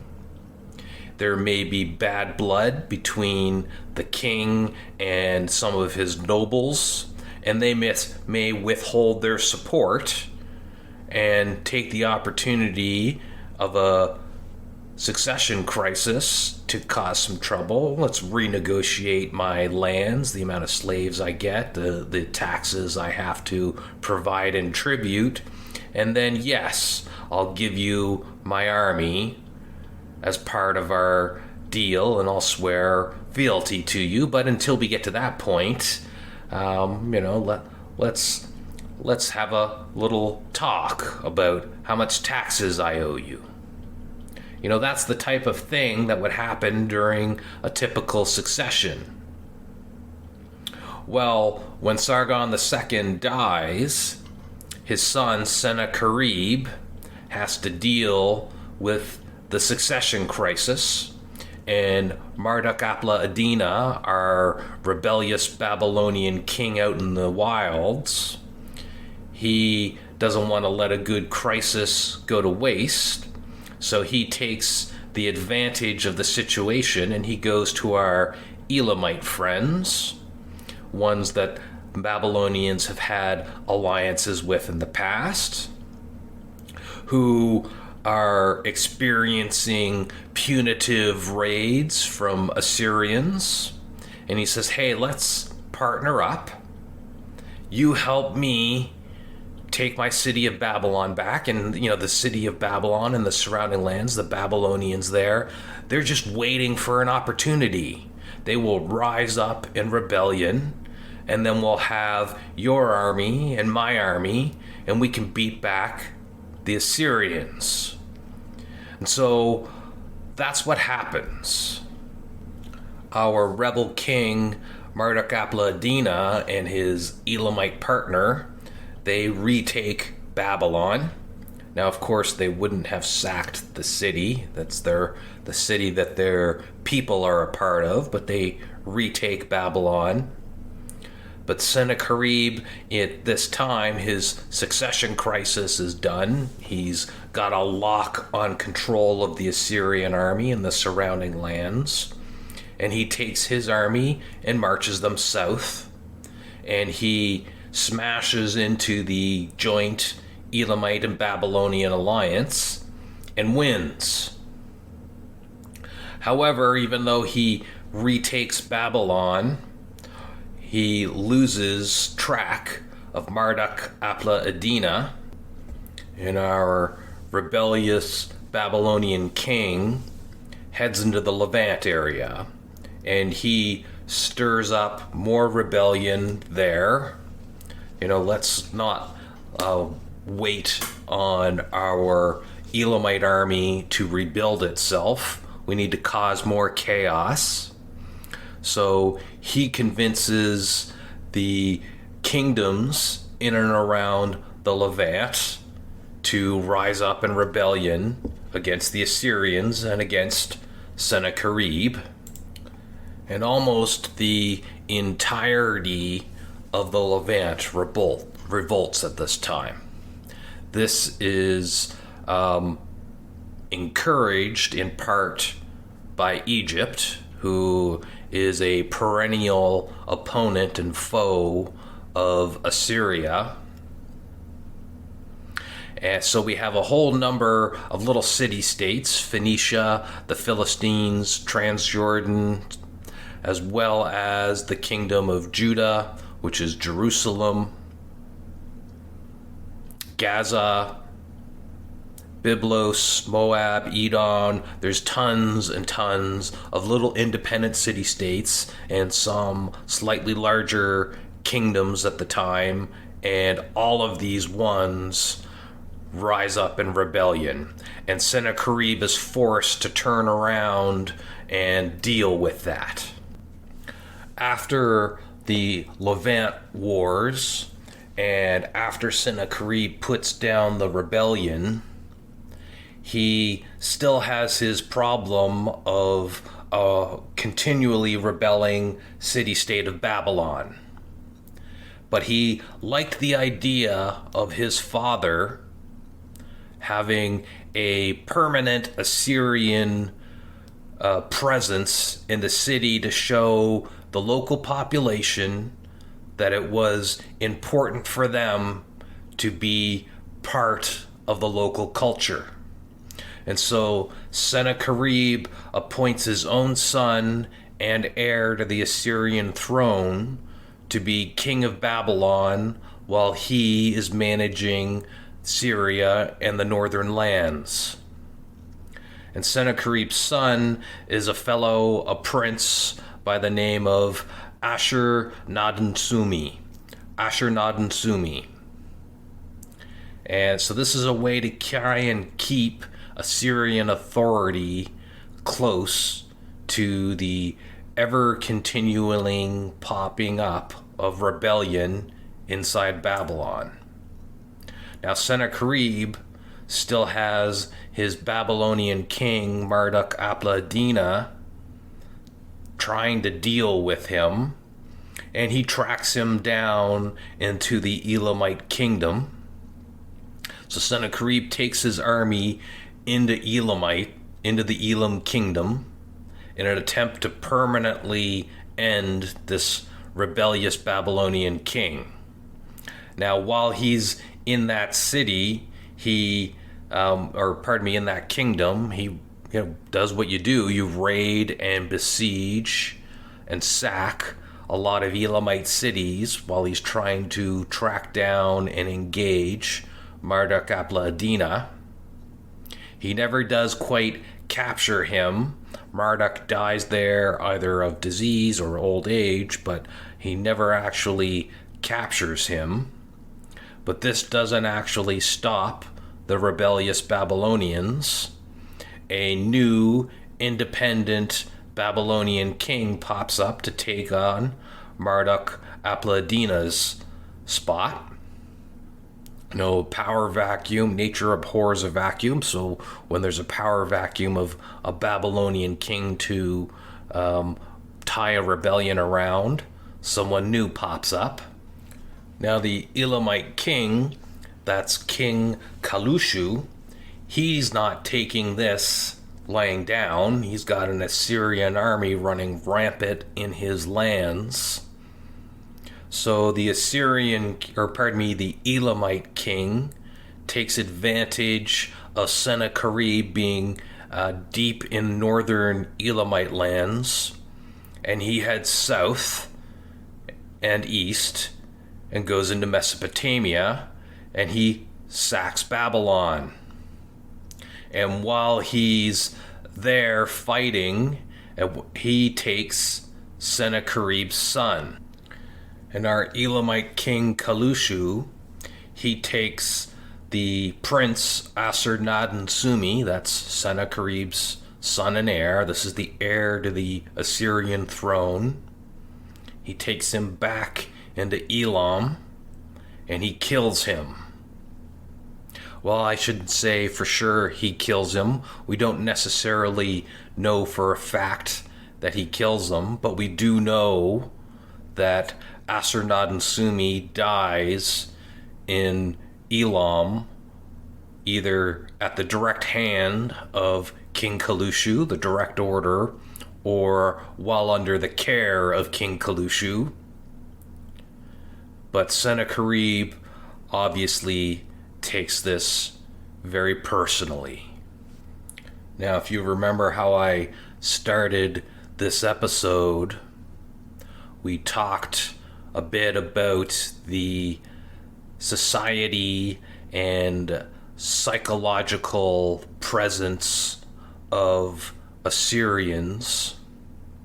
What is it like? What kind of people are built in a region that is constantly traded back and forth amongst neighboring kingdoms for hundreds of years, one that spent its time giving tribute in one form or another, or owing allegiance to various kingdoms, and then finally gaining its independence. What does that do psychologically to the people? How does that kind of ingrain itself into the collective society of Assyrians? What kind of person does that breed? What kind of decisions does a person like that make when faced with extreme situations? So ask yourself, if you were the king of Assyria, if you were the king of a nation who'd spent hundreds of years being traded back and forth and raided, also raided by Elam over these hundreds of years, and you finally got your independence and you've been a dominant civilization for hundreds of years, controlling the region, dominating the area, what would you do if you were an all-powerful king, if you were a nation built on the fear of invasion? What would you do if you believed in the very core of your soul that you were mandated by gods to rule? What would you do with that kind of mental thinking if a foreign army, a foe that had invaded you for generations, yet again invades you and then steals away and murders your son and heir? Would you just let it go? Maybe you'd want revenge. And I guess you'd ask yourself, what kind of revenge would suffice for someone like that? Do you just kill someone important and hope that that sends a message? Or maybe you just let it go? Or maybe you need to send a message so plain and so loud that it would be impossible to misinterpret what that message is. You want to let people know what happens when you cross the King of the universe. And that is what Sennacherib does. So Sennacherib raids Elam for revenge. And he doesn't just raid a few cities. He's torching and burning down the countryside. No amount of blood is enough to satisfy or to set the weight straight, the balance level for the loss of the Prince of Assyria. But he is forced to turn around his army because there is yet another joint Elamite and Babylonian army behind him in Mesopotamia. So Sennacherib has to end his punitive destruction of Elam and head back into Mesopotamia and face down a joint Elamite and Babylonian army yet again. They face off, and it seems to have been at best a draw or perhaps a minor loss for Assyria. Babylon, the city of Babylon, stays free for a short time. Sennacherib heads north and then comes back the same year with another army. And this time he soundly thrashes the Babylonian forces. And we are now at 694 before Common Era. We're well into the timeline of clear crystal glass being technologically available. And we have Sennacherib, our Assyrian king, out for blood, dealing with this joint Elam and Babylonian rebellion that his fathers had to deal with. One that put down his own son and heir, the Prince of Assyria. And I asked just a few minutes ago, what would you do? What would it take to balance the scales for the loss of the Prince of the universe?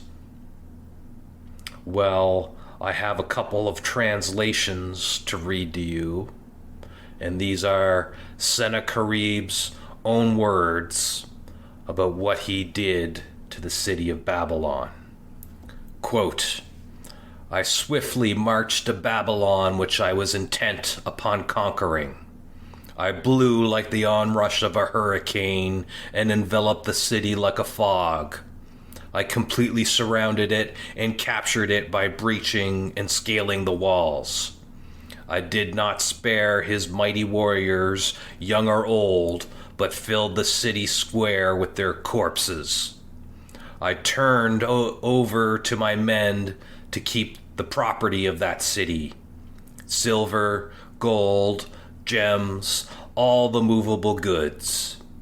My men took hold of the statues of the gods in the city and smashed them.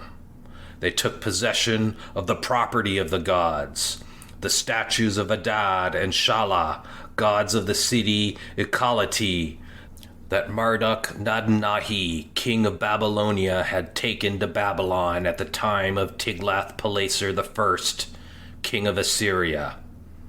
I brought out of Babylon after 418 years, and I returned them to the city of Ikalati.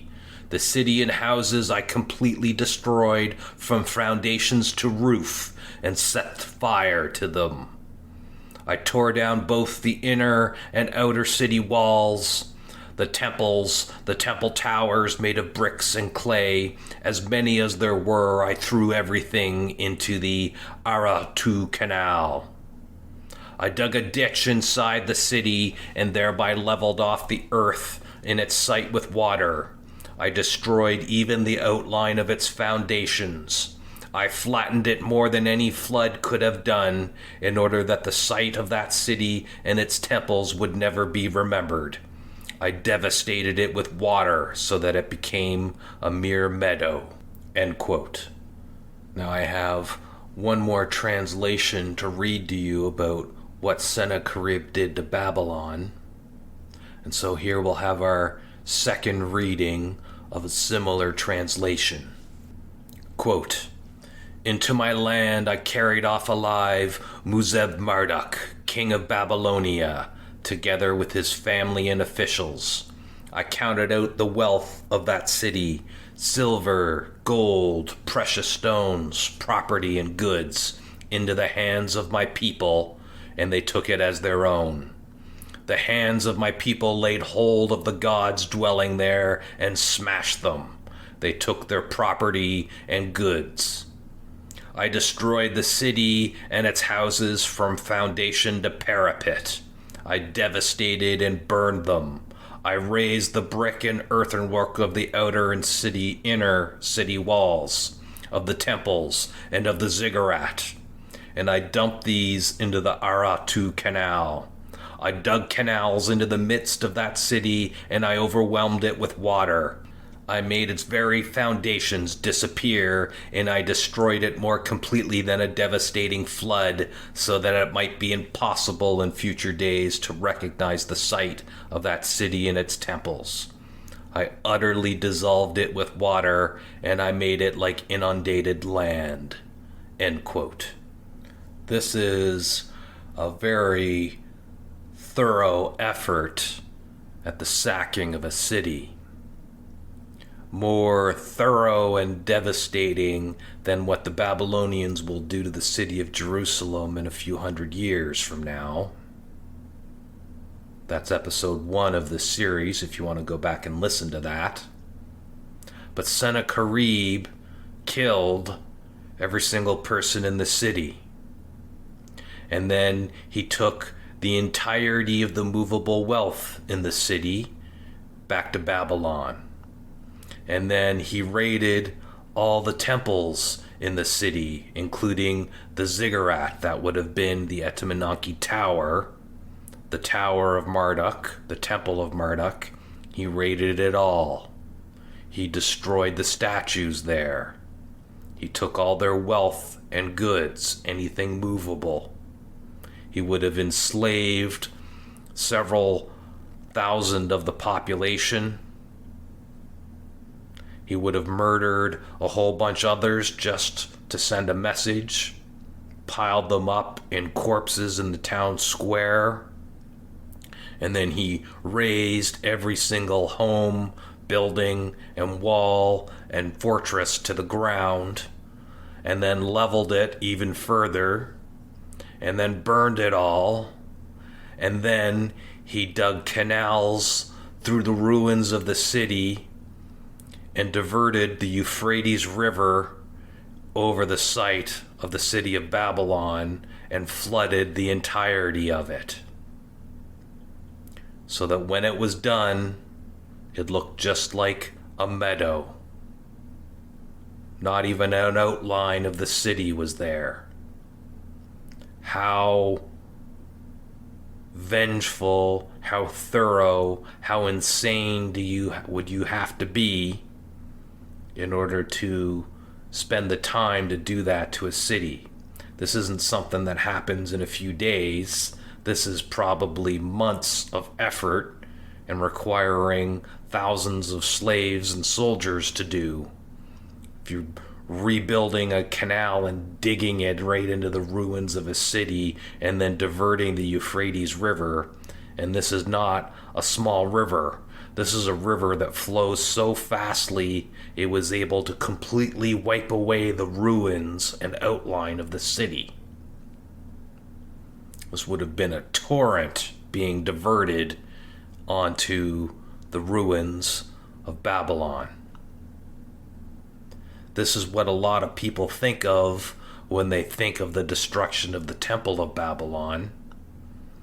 And as we've figured out from our quote from the novel Mortis, the only piece of information we have that would give us a timeline for who the character, the Emperor of Mankind, could have been was a piece of crystal glass, which is only available technologically from around 800 BCE and later. And the first invasion of Babylon in that timeline was Sargon II, the Assyrian king. But he kept the city intact. He even negotiated with the priests to have control of the city and have them leave him inside. The tower isn't destroyed until his son Sennacherib takes vengeance on the Elamites and Babylonians for the murder of Sennacherib's own son. And that is in 694 BCE. We're well in the timeline of clear crystal glass. And the city is thoroughly destroyed. Now, Babylon does get rebuilt later on. Sennacherib's new heir, his youngest son, Esarhaddon, he will actually invest in rebuilding the city and its temples. But it will stay mostly intact. Even Cyrus the Great, when he comes along in a few hundred years and he sieges Babylon, he leaves the Temple of Marduk intact. And when Alexander the Great comes, he also leaves the temple and the city mostly intact. So Sennacherib is the last time that we have on record of somebody definitely destroying the Temple of Babylon, definitely there to take away its wealth and technology, and definitely in the timeline of clear crystal glass. And before the time of Sennacherib, there are other people who do the same, but they do not line up with the technology of clear crystal glass. Well, all right. Here we are at the end of hours of history of Mesopotamia and the destruction of the Tower of Babylon and analysis of the Warhammer 40,000 fictional universe and how that ties in to the destruction of the Tower of Babylon from the novels Mortis and The End and the Death Volume 1. We've been able to definitively place, well, reasonably definitively place, if we want to believe a crystal bowl is clear crystal glass and not necessarily mineral crystal. But if we do want to take that leap, that when we're talking in the novel Mortis about a shattered glass bowl, or pardon me, a shattered crystal bowl, we're talking about clear glass, then we can definitively place within the lore of the Warhammer 40,000 universe the Emperor of Mankind being Assyrian King Sennacherib, who destroys and levels the city of Babylon. I hope you've enjoyed our journey through the history of Mesopotamia and the Tower of Babylon. We're going to end our series here, and next month we'll be starting a new series. We'll be exploring the Emperor of Mankind as Alexander the Great, and we'll be going through the history and background of Alexander the Great, of Macedon and Greece, as well as Assyria and Anatolia, before we talk about Alexander and his conquests and try to tie that into the Warhammer 40,000 universe's lore and history. So join us next month as we start a brand new series, this time leaping forward several hundred years to the time of Alexander the Great. Thank you very much for listening. I hope you enjoy it. If you're listening to this on our podcasts on Acast or on Spotify or Apple Podcasts, I would appreciate very much if you can like the either episode or the podcast itself. It helps expose the episode to everybody else on the internet. And if you're listening to this on YouTube, this is happening probably quite a bit after the fact, just because it takes a lot of time to edit a video together, and this is a one-man show. But thanks again for listening. I hope you enjoyed it. Goodbye, and have a great afternoon. Bye-bye.